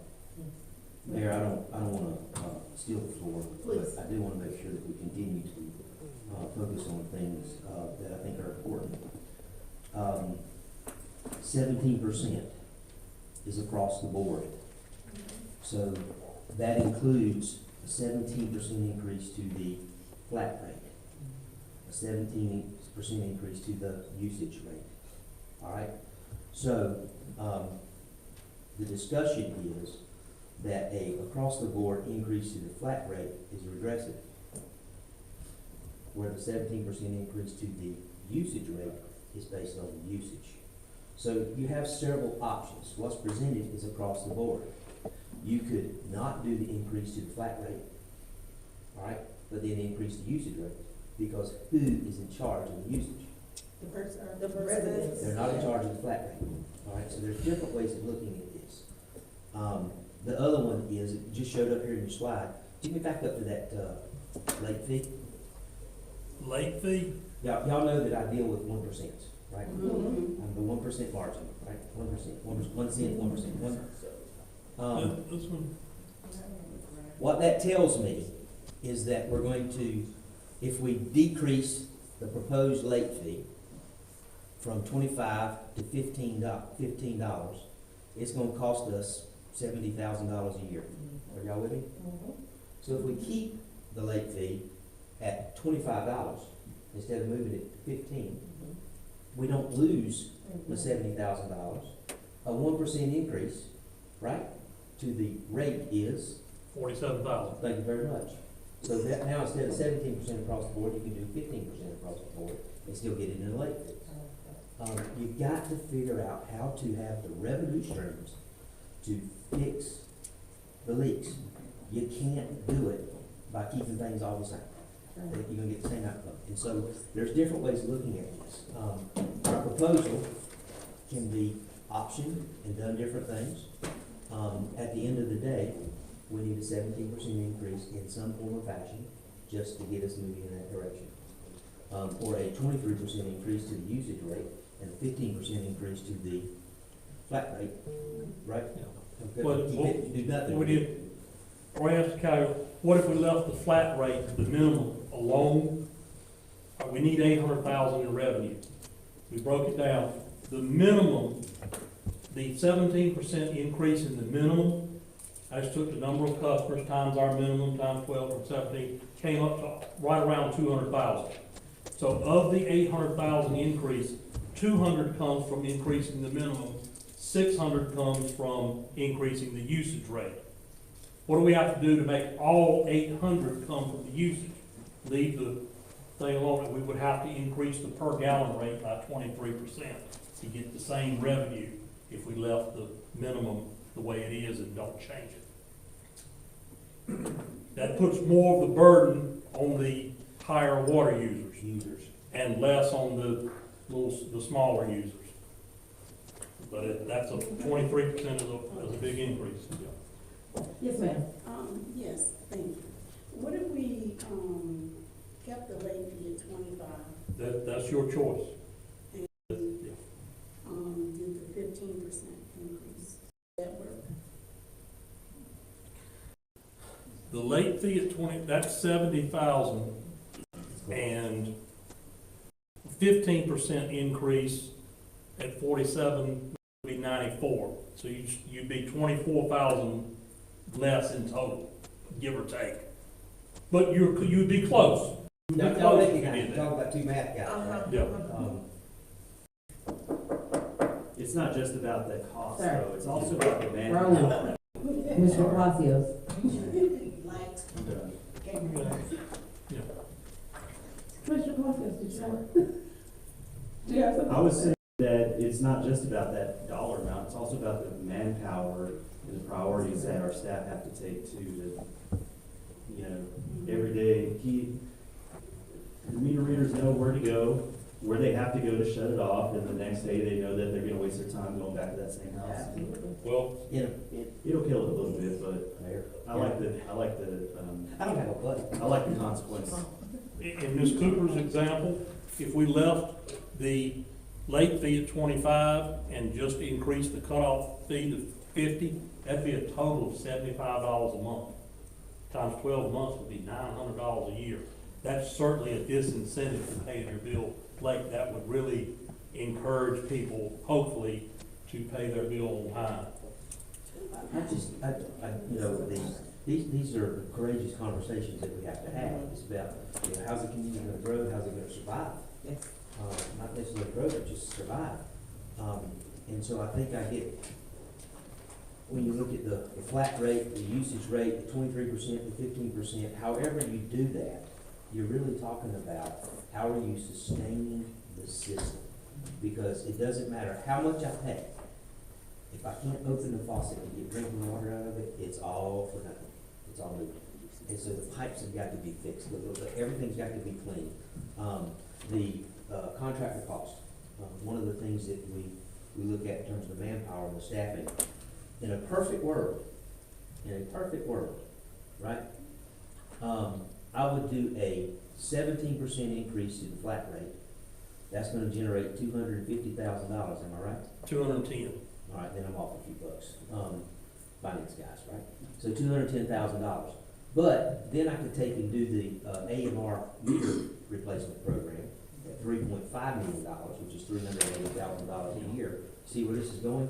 They can cut it on and off from the office and never send the meter reader out there. They read them online, they cut them on and off online, you close them out, the bill stops the day they come in here and say, I'm moving out. You can collect it instead of waiting 2 months in the rear. These are all the things that you have to think about. That's the technology piece. It's not just the dollar, but we've got to move in that direction. If we gotta get there. if we keep doing what we've been doing, we're gonna get the same way. That's just my thing. Commissioner Lockton? Thank you. The one thing that the residents have in their power is the usage. The late fee and the flat rate are, part of that is I get it by circumstances, but I think we should keep the late fee where it's at $25 on that instead of $15. The flat rate, I'm in favor of trying to keep as much as we can on that at a lower rate, and the usage is where people who tend to use more water, that's where we look at that. So that talks about conservation of the water with them, but we really have to address the aggressive collection.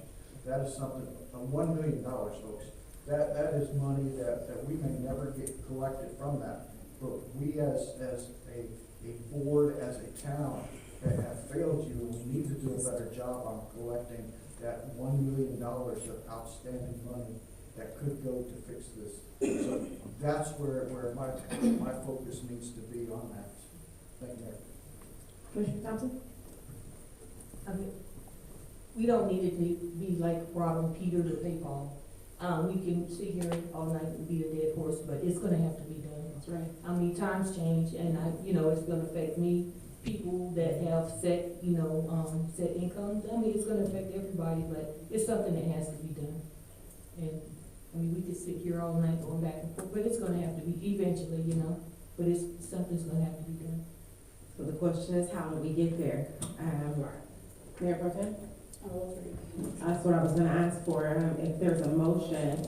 Now, what we are we're proposing, just for clarity, is to keep the late fee at $25, and leaving the flat rate at the suggested amount. Is that what we're proposing? There's actually 4 different motions here, Okay. and probably be best to take them one at a time.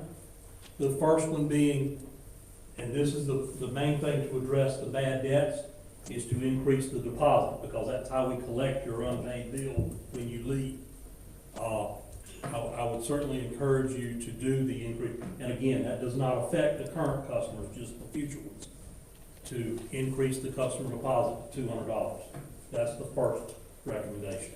Okay, so we'll go ahead and do these individually, making sure that in the third motion that we leave out the decrease the late fee from 25 to 15. And also, No, you're fine. also, what about keeping it the same for the people getting grandfathered, if it's there now? Your deposit is only for new customers going forward. No, you don't have, if you already have an account, you don't have to come in and pay an extra $100. No, you're And that's good. not anything we need to put in the motion. The problem with that, and thank you for bringing it up, Ms. Thompson, is those people who are already here that leave, we're still gonna have bad debts from them if they don't pay their final bill, because their deposit's still gonna be either 50 or 100. This is only for going forward. So your bad debts may still be bad this year, but this will hopefully cut down on them next year and the years after. Is this for discussion, or are you guys ready to make the motion? Nope. Commissioner Lackman. So we still need to address the hotels, restaurants, and We can do that at the next meeting. This is for just residential? this residential and small commercial. We could come back with a recommendation next time on larger users. We have not run those numbers yet, and I apologize for that. But we can certainly do that at the next meeting. We gotta start somewhere, and this is a great start. Mayor Pro Tem? Thank you. I'd like to make a motion to increase, customer deposits to 200, effective January 1, 2025. Can you restate that motion? I'm reading it. I'd like to make a motion to increase customer deposits from $50 for homeowners and $100 for tenants to $200 for all new water and sewer customers, effective January 1, 2025. Commissioner Palacios? Second that. Any discussion? All in favor? Aye. Motion carries. Mayor Pro Tem, would you like to make the next motion? Yes, I'd like to make a motion to increase water and sewer rates for, what was it? Increase water and sewer rates by 17%. 17%, but I thought we were only doing on usage, not the. No. What the question was, we need to raise 800,000. We could do that by increasing everything across the board by 17%. Okay?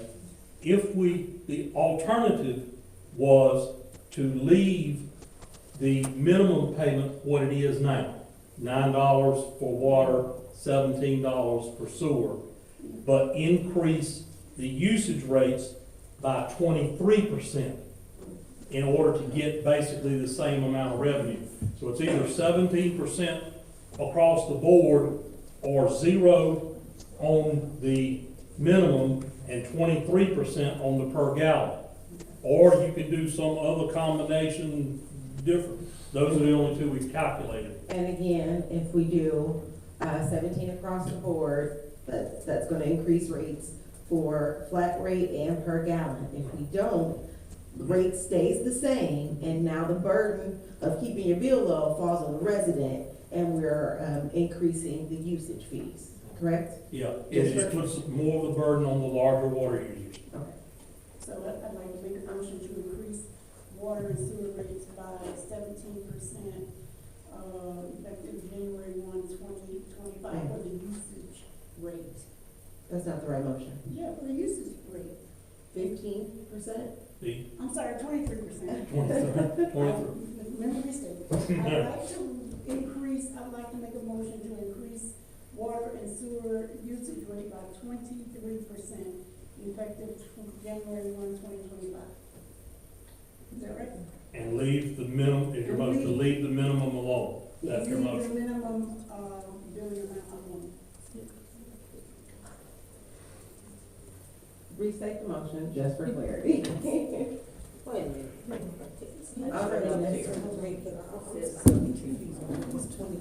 ahead, and Director, number 2, Mr. Overton. I'm asking a question because now we're talking about 23%. I need to see it. I'm a visual person. So can you go back and show me that one more time? Okay. All right. Let's do this. Can you pull up the Excel spreadsheet that says water bills?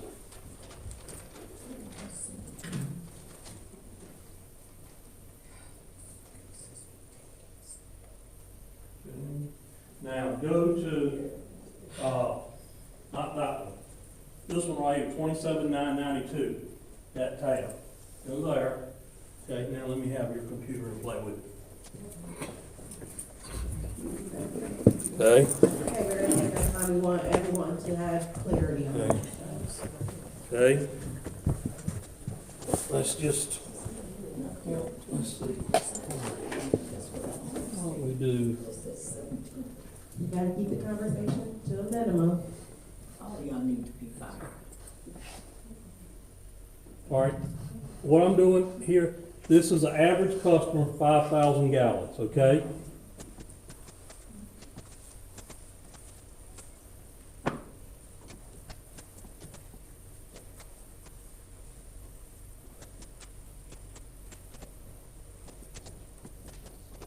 What I've done is I have changed the water and sewer to be the same as it is now, $9 and $17, okay? That's the flat rate. Flat rate. Okay.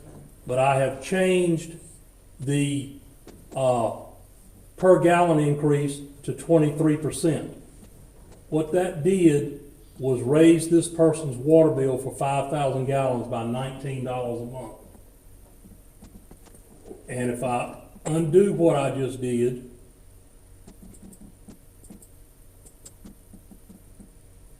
it would only be $18.59 a month. So for this person,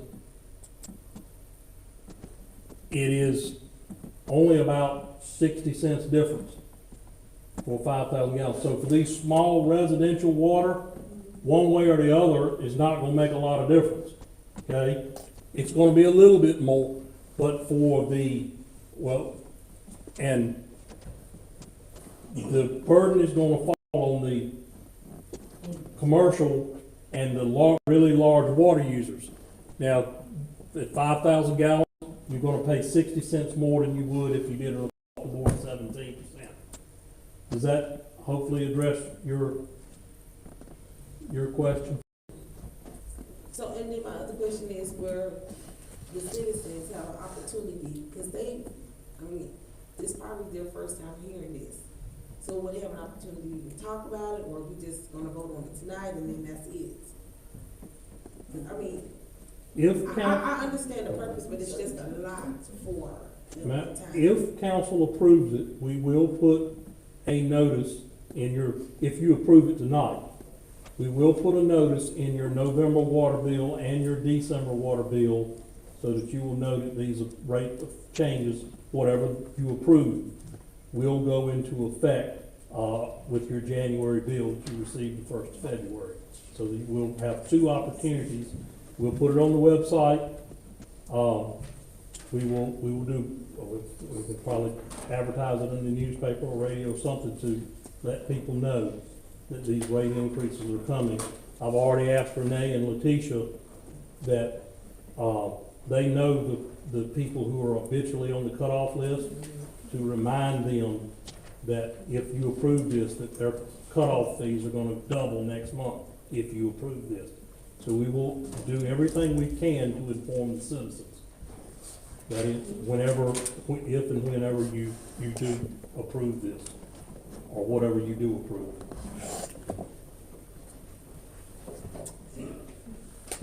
So is there any other discussion from the board? Madam Clerk?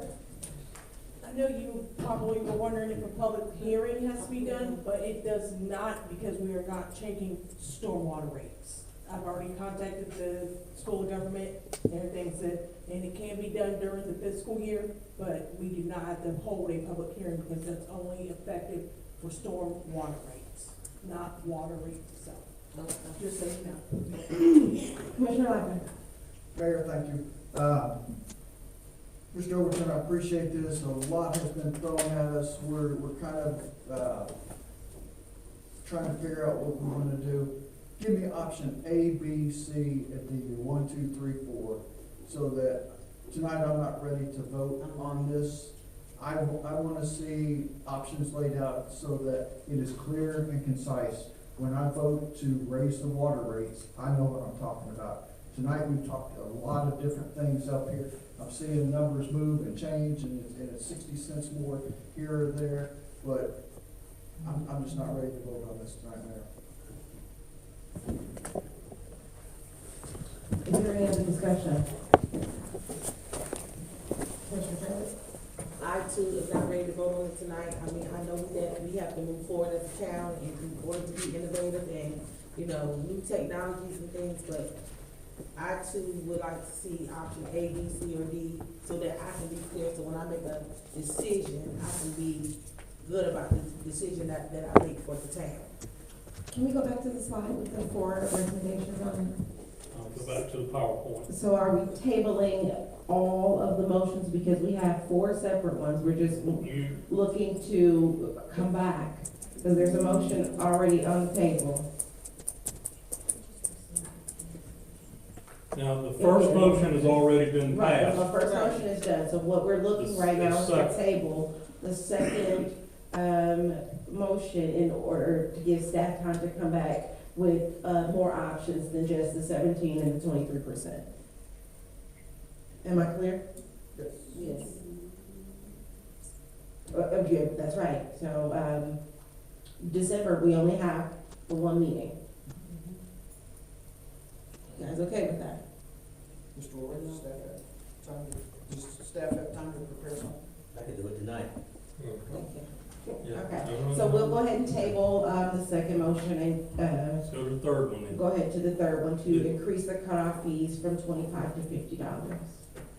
And your motion is to leave the late fee at 25. To leave the late fee, that's why I Just didn't include double it because the it's cutoff already fee. there. So leaving the late fee at $25 and increasing the cutoff fee from $25 to $50, Mayor Pro Tem.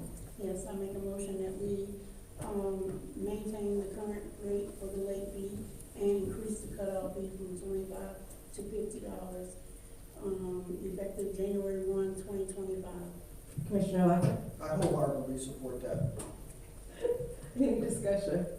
All in favor? Aye. Motion 3 carries. We'll move on to the change of policy.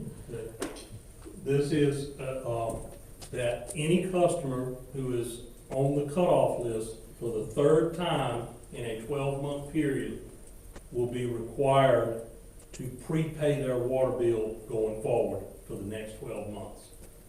That prepayment will be calculated as his or her average bill for the last 6 months, rounded up to the nearest $10. So if your water bill is $85, your prepayment's $90 for us to cut your water back on after the third time you're on the cutoff list. Is there any discussion regarding this motion? Commissioner Potts? Do we have experience with doing that, having that as a process? No, sir. Okay. Do you have any experience personally in your professional career doing that? No, sir. Do you But I've think never that- had this many bad customers. Sure. Sure. Do you think that that would be a challenge, us getting accustomed to that policy? Yes, sir. I think it will be a challenge, but I think it is something that needs to be done. Yeah, so one of the things we learned at the utility training was this option, and Mr. Rory was very excited about implementing something like this. I think that at that time, it was more a, what was it? It was more technology-based, right? Where they could monitor their own usage and know, okay, I'm running low, let me go ahead and, refill this option. This is a much more complex version of that, because it doesn't rely on the technology aspect. And then it just seems very complicated. And so I agree with this in theory. It's really simple. It's just time consuming. Yeah. It's really simple. If you don't prepay your water bill, we just leave your water off. Yeah, It's that simple. But it's going to create, so for a time being, more work on our employees to implement this until we can get some technology where it's automatic. Right. I know this is a baby step in what the vision that Mr. Rory has ultimately. It just seems a little too complicated, and we have 153 customers that we're talking about that are 3 months late every 12 months, right? Yeah. Was that right? We have, yeah. So, all right, thank you. So is it possible, that we can maybe not do just 3? Or is there a way, because what I envision is those 153 people bombarding town hall, beating Miss Renee's door down and saying, turn my water back on. Pay your water bill. Right. And we will. Oh, it's the swarm of people that we've seen it here at Town Hall before. Why? Irate customers. The only recommendation is, why should the people who are responsible and pay their water bill on time have to subsidize those people who are not? Fully agree. Commissioner Chapman? I'm just trying to understand this prepaid, I mean, how does this actually work? Because if the bill is due by the 10th of each month, do they have to prepay by the 5th? I mean, I'm trying to conceive in my mind, how does this work? Because I've never heard of this before.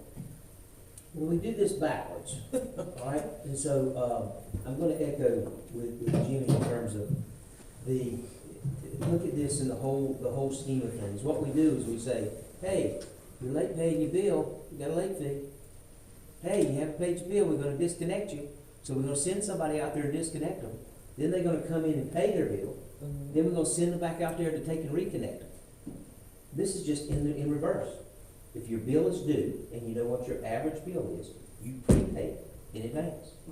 You know, and then we don't have to send somebody out there to do it over and over again. We got 42% of the impact on staff. Now that's what they're here to do. That's what they're paid to do. But you have that whole impact on what they're doing, running here and there. We got 300 people a month on the cutoff list. Why? Because we don't cut them off. That's really the reason why. And so that's where that passion and that bluntness comes out of me. It's because we say, okay, you don't worry about it. Don't worry about it. We have people that tell us they ain't gonna pay their bill till they're cut off. They flat tell us that. So when it comes to the mayor about bombarding 153 people, I don't know what the answer is. The only answer that you have is cut the water off. That's it. You know, whether they got a meter, you cut them off, you do this, you do late payments, you do all this stuff. The only way some people are gonna pay is if you cut the water off. And so, now you have 153 people that fall on this list. They come on this list that, hey, you've been cut off 3 times, here's your first time. So now for the remaining of the 12 months, the next 12 months, you gotta prepay. What are you gonna prepay? Based on what you're doing. It's no different than doing a deposit. And so they're depositing this in advance. I got a buddy. This is just another different way of looking at it. So, he comes and he helps me on weekends. I called him. No answer. Called him. No answer. So then he called me on a number I didn't recognize. He says, hey man, can I borrow $30 and get my my cell phone cut back on? Okay, I gave him $30. He came and helped me the next day. He ended up paying for a cell phone bill. Why should water be different? Why should sewer be different? You know, these are things that, you know, we're not in the business to provide free. And you know, there's a cost to do this, and we gotta figure out how to get this revenue. It's, you know, $1 million in debt. And the only way that we got to collect that is to take it, put them in debt set-off, where we beg the state to take it from their income tax. So then we talk about fixed income, and you know, everybody's on fixed income in some form or fashion. But then if they don't pay the bill and we put it in debt set-off, we gotta wait for them to get an income tax rebate. A rebate in their, you know, a refund in their income tax. Well, if they don't get an income tax, we're carrying a $200 debt, $400 debt, or whatever it may be, in perpetuity. And we never collect anything. So the only mechanism to do is to cut that water off, because we have to buy it. We don't produce it. We have to buy the water. And so, if we don't do it, we're going to continue to buy the water, all further behind. To where now everybody else is subsidizing 153 people or 300 people. As Mr. Lackman pointed out, you know, we have $1 million in bad debts. With debt set off, now, again, we're not in the time of year when people file their tax returns. But we've gotten, what, $700, $800 this month? Maybe? Something like that. We got 500 last week and 170 the week before. We'll get more than that in February, March, and April when people are filing tax returns. But when you're looking at $800 a month or $1,000 a month, that only puts a very small dent in $1 million receivable. So you can't rely on that to collect your water bills. You got to make people pay it in advance. You know, in my mind, I shared this with someone recently. I saw it on the internet. It must be true. And so it was just a meme or a picture, and it showed this guy, had two choices, right? One of them was hard decisions equals easy life. Easy decisions equal hard life. Right, so if we hit the easy button, we're gonna end up with more and more hard stuff that we gotta deal with. We need to make the hard decisions that is really about, maintaining the infrastructure. You know, making sure that someone, gets what, you see people walk out, I can't believe you're gonna raise the rates. What are you talking about? You know, and so that's my frustration as the manager. You know, you want me to get water from here to there, and you want me to do it dirt cheap. All right, I'll dig a stormwater ditch and run it down the ditch. That ain't the way it works. That ain't the way it works. So, with that, I want to go ahead and either we're gonna table this, or we're gonna go ahead and make this motion so we can, continue on. So we're at the fourth change of policy.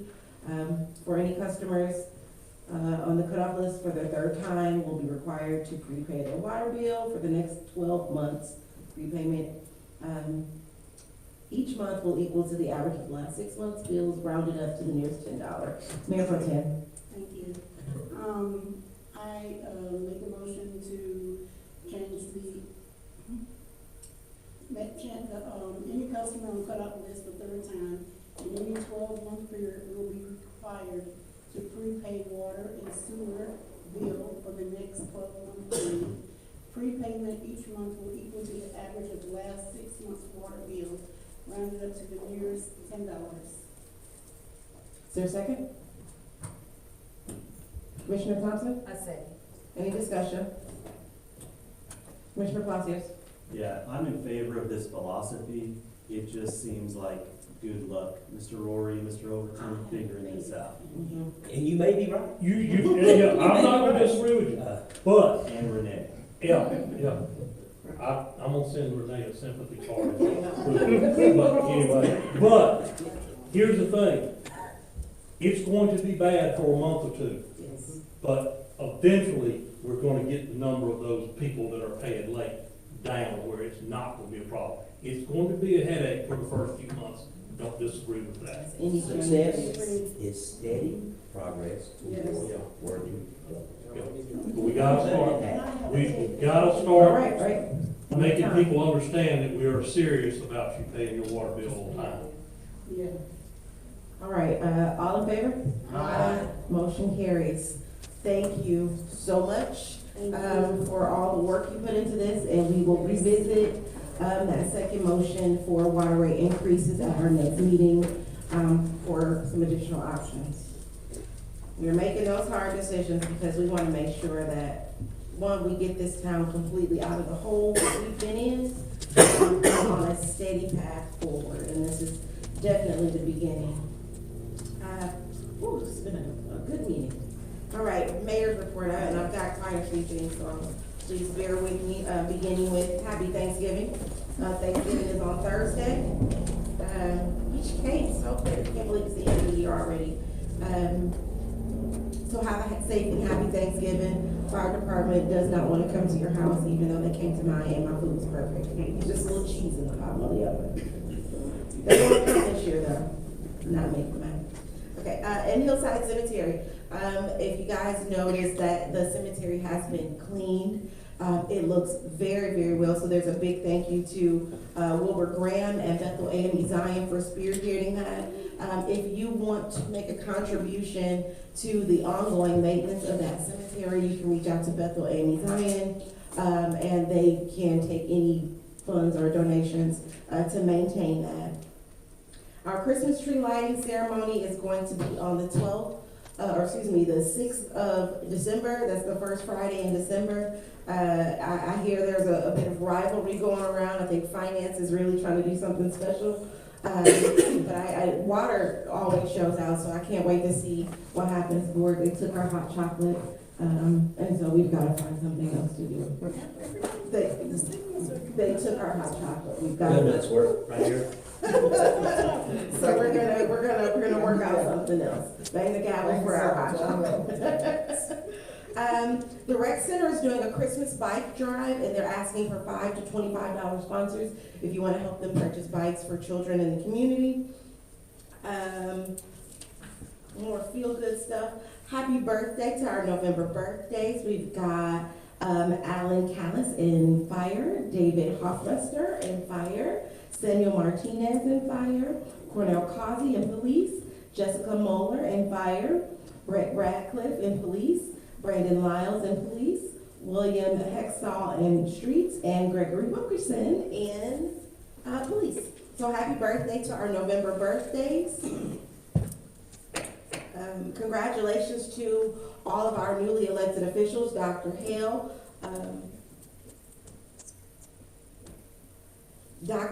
for our school board meeting. Senator McInnes was reelected as our District 42 senator. Not District 6. What's my 9? What's our Senate district?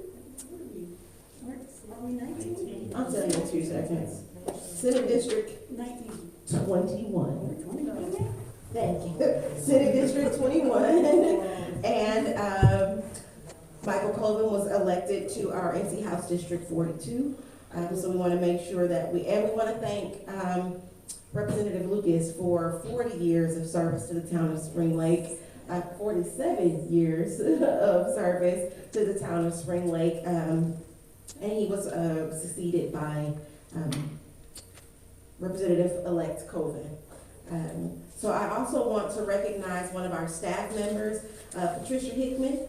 She is on a successful conference. She is the president of the North Carolina Permitting Personnel Association, and she just held her first conference. That is a very, very, very big deal. She represented the town of Spring Lake at the state level, and chairing a committee at that level is really good. It's a great look for the town of Spring Lake. We have several of our leaders that participate in other boards outside of the town, Mayor Pro Tem being one of them, myself included. And so we wanted to make sure that we highlighted her for a successful conference.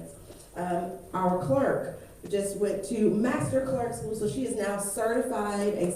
Are you certified already? Not until December 5th, my 2-year anniversary is. Okay, well, on her 2-year anniversary, she will be a certified master clerk, and that's been one of her goals. That's been one of her goals since she started here. She corrected me very, very, very early on in her tenure here, and she told me, ma'am, this is not a job, this is my career, and she has diligently moved in that direction. So congratulations on that major milestone.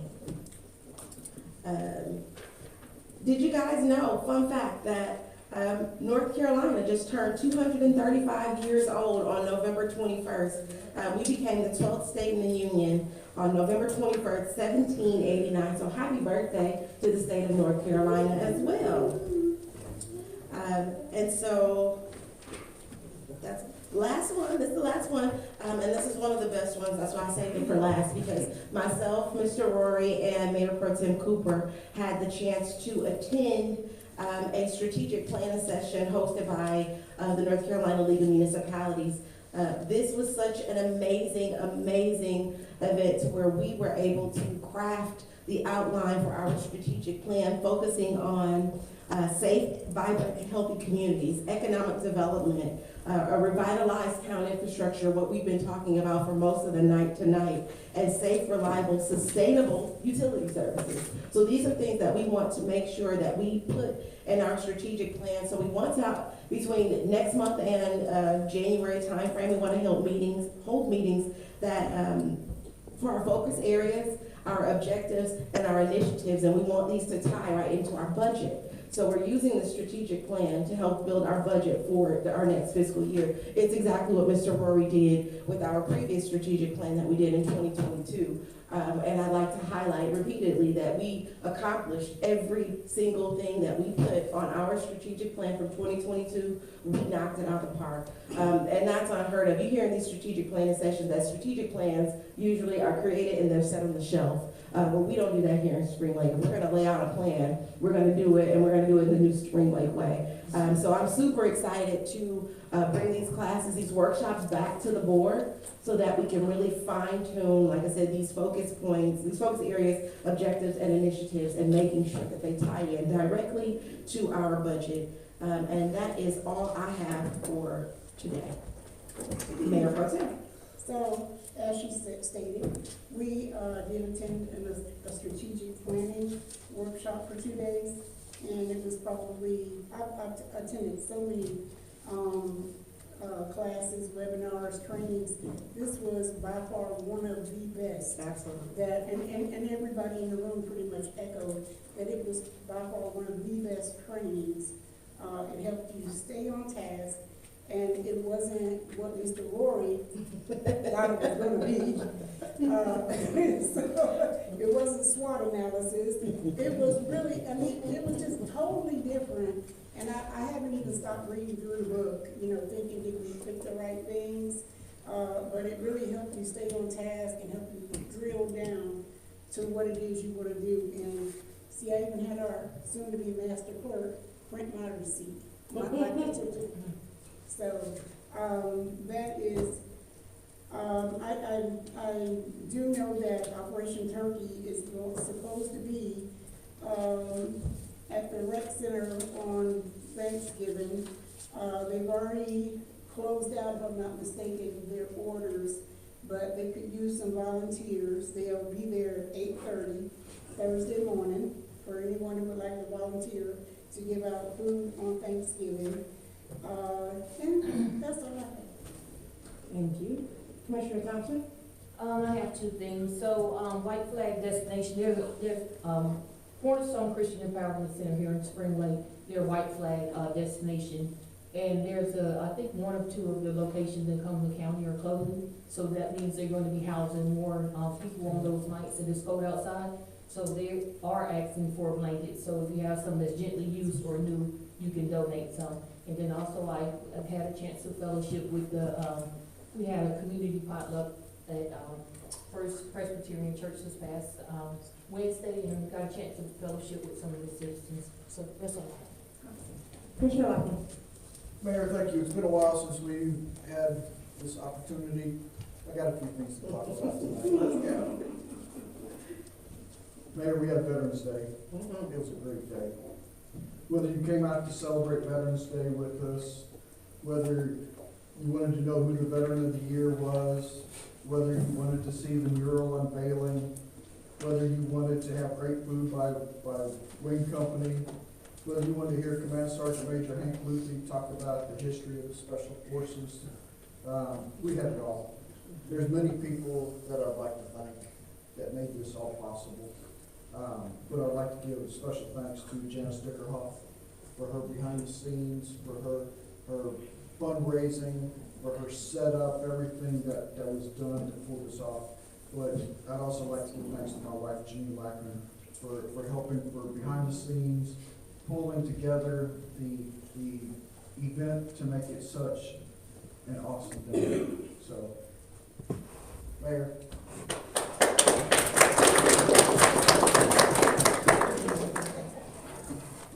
So, that's one. Second is cleanup. From November 2nd, 2024, we cleaned up, Sorry. that's okay. I was too busy listening. That is 840 pounds worth of trash that we picked up off there. And if you look at that picture up there, you can see that guy far to the right over there. That's our police chief that was out there helping. Our fire chief, who does not like to have his picture taken for whatever reason, was out there as well. And, hey, I see Charles up there. Patrick. So that's 840 pounds collected by 9 volunteers. Jimmy will like this as I start talking numbers. So to date for this year, we collected 7,240 pounds of trash with 80 volunteers. It's over 3.5 tons of trash that volunteers picked up off the streets. So I went and broke that down, and I added up all 3 years that we started when Commissioner Palacios, then Alderman Palacios, and his son Levi, was going to go out on January 18th to do a day of service in remembrance of Dr. Martin Luther King Jr. And he asked me what I was doing, and I decided to tag along with him. And we were able to take that discussion, and we picked up 15,000 670 pounds of trash in 3 years with 220 volunteers off of 30 cleanups. So I would ask Jimmy to do the math on this, but 7.5 tons. I did it for you. That's an average of 7 volunteers that came out for each of these 30 cleanups. And on average, we picked up 522 pounds of trash off of our streets of Spring Lake. So volunteers do make a difference. And speaking of volunteers, you know, we have 3 committees and boards that are made up of all volunteers. We've got the Spring Lake Board of Adjustments, we've got the Spring Lake Appearance and Sustainability Committee, and the Spring Lake Military and Veterans Affairs Committee. And minimum housing. What's that? Minimum housing. And minimum housing, okay. Look at the impact that these committees had, have, and will have on Spring Lake. I will say that we have an opening on the Appearance Committee. We've got an opening on the Military Veterans Affairs.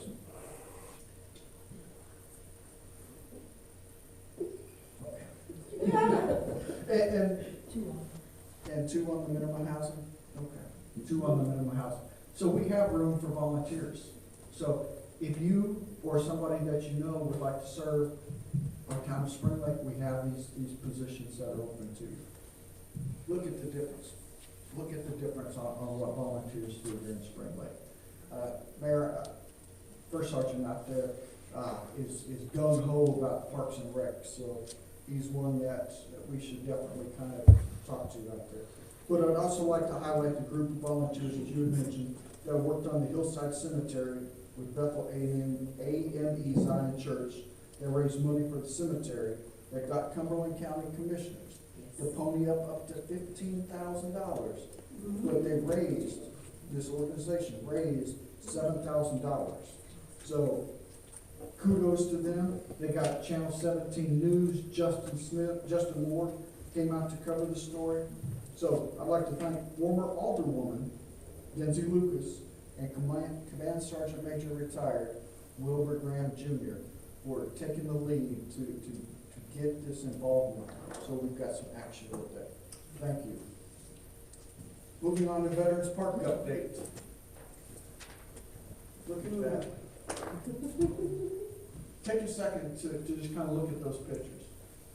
The one that really kind of sticks out to me is down here, the one I'm looking at, the bottom right hand, where you see Mr. Roy, you see the crew out there, you see the smiles. Team has been built. So what I put in here was, wow, Mr. Roy has been busy. If you haven't noticed, there's been many changes to our Veterans Park. Not lost in the results is unity that has been accomplished with our town employees, our committees, and our residents. Mr. Roy, that is leadership. Thank you for bringing out the best. And if you look, there's the bench, that the legacy program that we've been talking about, that is up there. So the first person to ever get to sit in it was Chuck. He really tried out to make sure that it was good. But this is what we're trying to build in here. This is the legacy program that we're trying to build. Mayor, I got two short stories. They're not quick, but they're short. One, I'll paraphrase what was said to me on Friday, November 22nd, 2024. While we were out there working on Veterans Park, a person approached me and told me what we were doing does not make a difference. This person mostly just stood around, arms crossed, and watched while the rest of us continued to build Veterans Park. Second story is on a Facebook post. It says that all of you that helped make this happen is showing the love for your fellow man. Just like God that loves all of his children, I am grateful as a citizen of Spring Lake that you made this happen. A place where we can go and enjoy the beauty of our town. Thank you all, and God bless each and every one of you. We are making a difference here in Spring Lake. And FYI, for everybody sitting out here, everybody listening on YouTube land, the improvements to Veterans Park was done by Representative Lucas as he provided us a grant to cover Veterans Park. So all these improvements have been happening to Veterans Park. Not a single penny has come out of your tax dollar from here. So The work that Mr. Rory has done on this is to be commended, so I just want to make sure that that was not lost in the noise as we go forward here. So also, we got Operation Turkey, and we're gonna have it here in the boardroom. It will be done by the Military Veterans Affairs Advisory Committee. We have 300 meals that have been spoken for. We will be opened up over here. We've got the fire chief that's coming to assist with this. Yeah, we haven't had time to talk in regards to this. But Isaac Castleberry, a member of the Military Veterans Affairs, was the one that spearheaded this and is working to get this over here. With Operation Turkey, Yes, we have, okay, well, and we don't have to do it right now because we've got other things we need to take care of. But just make sure, because we've got multiple Operation Turkey sites happening. I didn't know we were doing one here physically, because I know there was one over at the rec center right across the street. and so we've got to make sure we get this put out so that our residents know what and where to go. Yeah, we'll let you guys coordinate. And so we've got cleanup coming up, December 7th. Be our last one for the year, 8 o'clock, Southwinds Plaza. Volunteer opportunities, not only for our military, but for our school-aged children out there. We appreciate that. That's it for me, Mayor. Awesome. Commissioner Palacios? Thank you, Mayor. Thank you, Commissioner Lackman. That's a lot. But thank you for what you're doing, your participation and all that. It's very good. Also, I want to commend the town staff and Mr. Rory for their part, not only this is town staff here. This is like such a great picture. And I know this isn't the first time they went out and did this, but they've also been helping with the mural. They helped put sand in the flower bed of the new mural site, and they put the gravel at the roundabout on Poe Bridge, and put a cement pad because we have an art structure coming to that roundabout soon. And so it's been really good. So thank you for that investment. I know you guys with all that follow-up, but we're seeing that progress get made, and so thank you. And I know you've annoyed the town staff probably with helping out, but I really am thankful for everybody getting behind this to bring some public art into Spring Lake and getting some pride going on. So we got the cleanup aspect, and we got this mural unveiling that we just launched. I mean, these are some beautiful pictures, and we had around 200 and some people out there for that mural unveiling. But that building is now looking so beautiful. If you haven't seen it, that Stitch in Time is now all painted to match the mural, and it looks great. It's going to last for a while, and we appreciate that. Look at Carla looking all serious. All right, thank you. I'm done. Carly looks like she should be the police chief. Commissioner Chadwick. I just want to thank Dr. Mary Hales for dropping in today, because one of the things that I did say is that please come by and see about us. And I'm sure she's had other discussions with the mayor, but I just want to say thank you. And she's also a special part of me because I work at Ferguson, and she used to be the principal at Ferguson. So one of those, it's good. So I just want to say thank you, and I have no further announcements. Mr. Roy? Boy, do I. The mayor and Commissioner Cooper have already referenced this course, this two-day event that we participated in, and I would like to echo, but also tell the rest of the story. I was first asked, do you want to go? I'm like, no. I absolutely don't want to go. I want to spend 2 more days talking about strength, weaknesses, opportunities, and threats. I've been doing this for 35 years. No, I don't want to go. Okay, sign me up. So I told the mayor, I said, if they ask me about SWAT, I'm going to say a strength for Spring Lake is growth. I'm going to say a weakness for Spring Lake is growth. I'm going to say an opportunity for Spring Lake is growth. I'm going to say a threat for Spring Lake is growth. I phrase it that way because I think it's important. So what I'm about to say is that we talked about the strategic plan, the focus areas, the objectives, the initiatives. I am glad I went to the courts. Right? I'm glad I got to spend 2 days with the mayor and Mayor Pro Tem. We got to break bread, we got to talk about the town. I think that is so important for this board and for our residents to participate in. And so, as fate would have it, y'all know I like to tell stories. So I had an opportunity to tell a story at the round table with a guy who was a planner, and he was from Nashville, North Carolina, another small town. And so this is a manager's report, so I want to echo and talk about Veterans Park and the Little River Park. All right, so you see, what you see it here is also happening somewhere else for another park. And so I would phrase that, or frame this story, as that talk is cheap. All right, what produces results is action. So we got to be moving forward. Talk is cheap. The story I shared with this other local government person in regard from Nashville, Mr. Lucas, okay? I need to keep framing it a little bit more.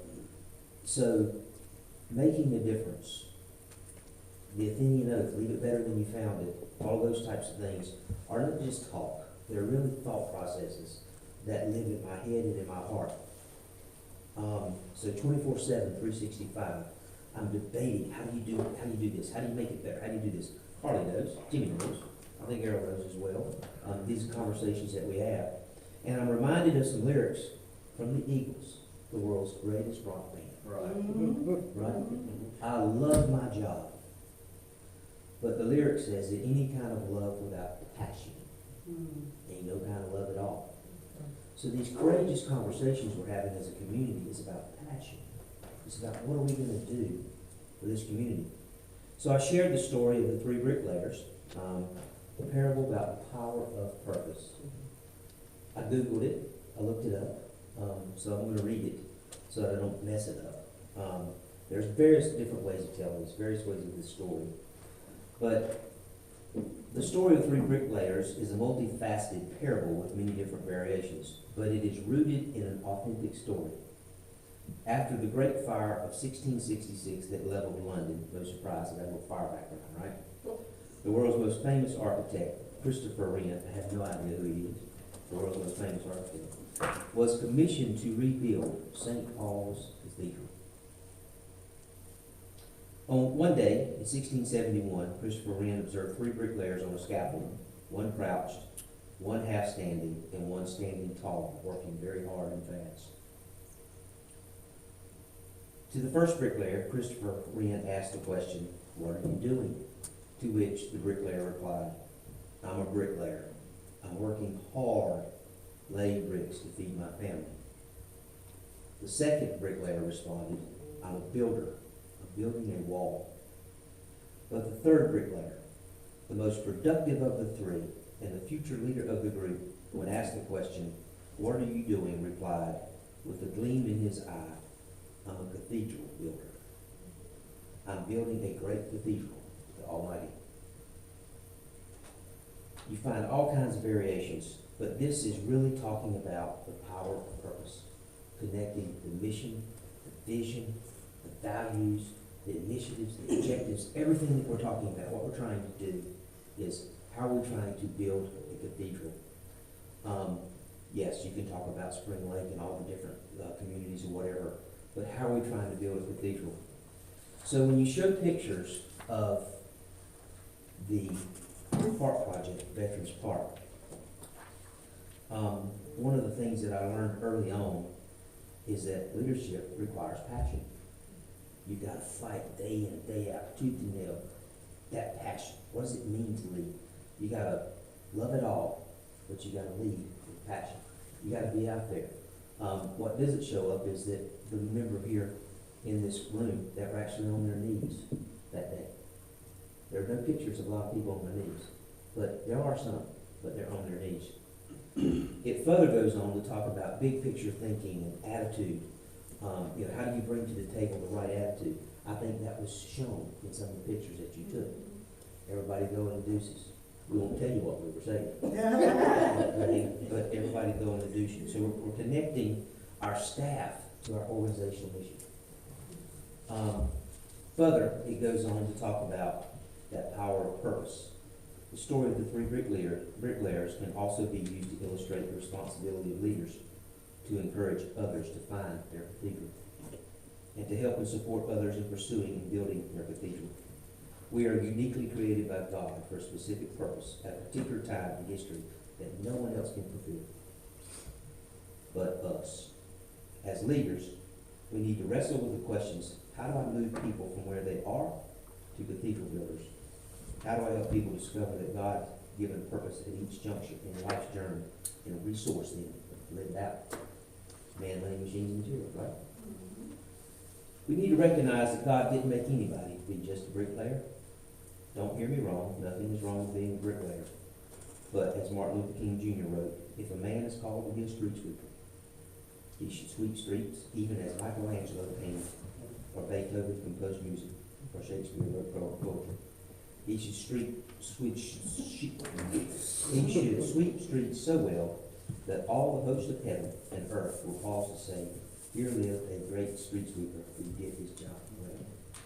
This is not a job for us.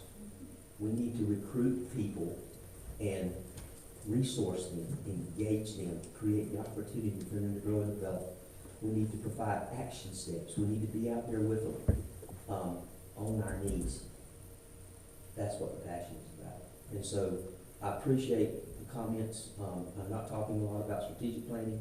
I'm not talking a lot about Veterans Park or Little River Park. But at the end of the day, it's really about the power of purpose. What are we here for?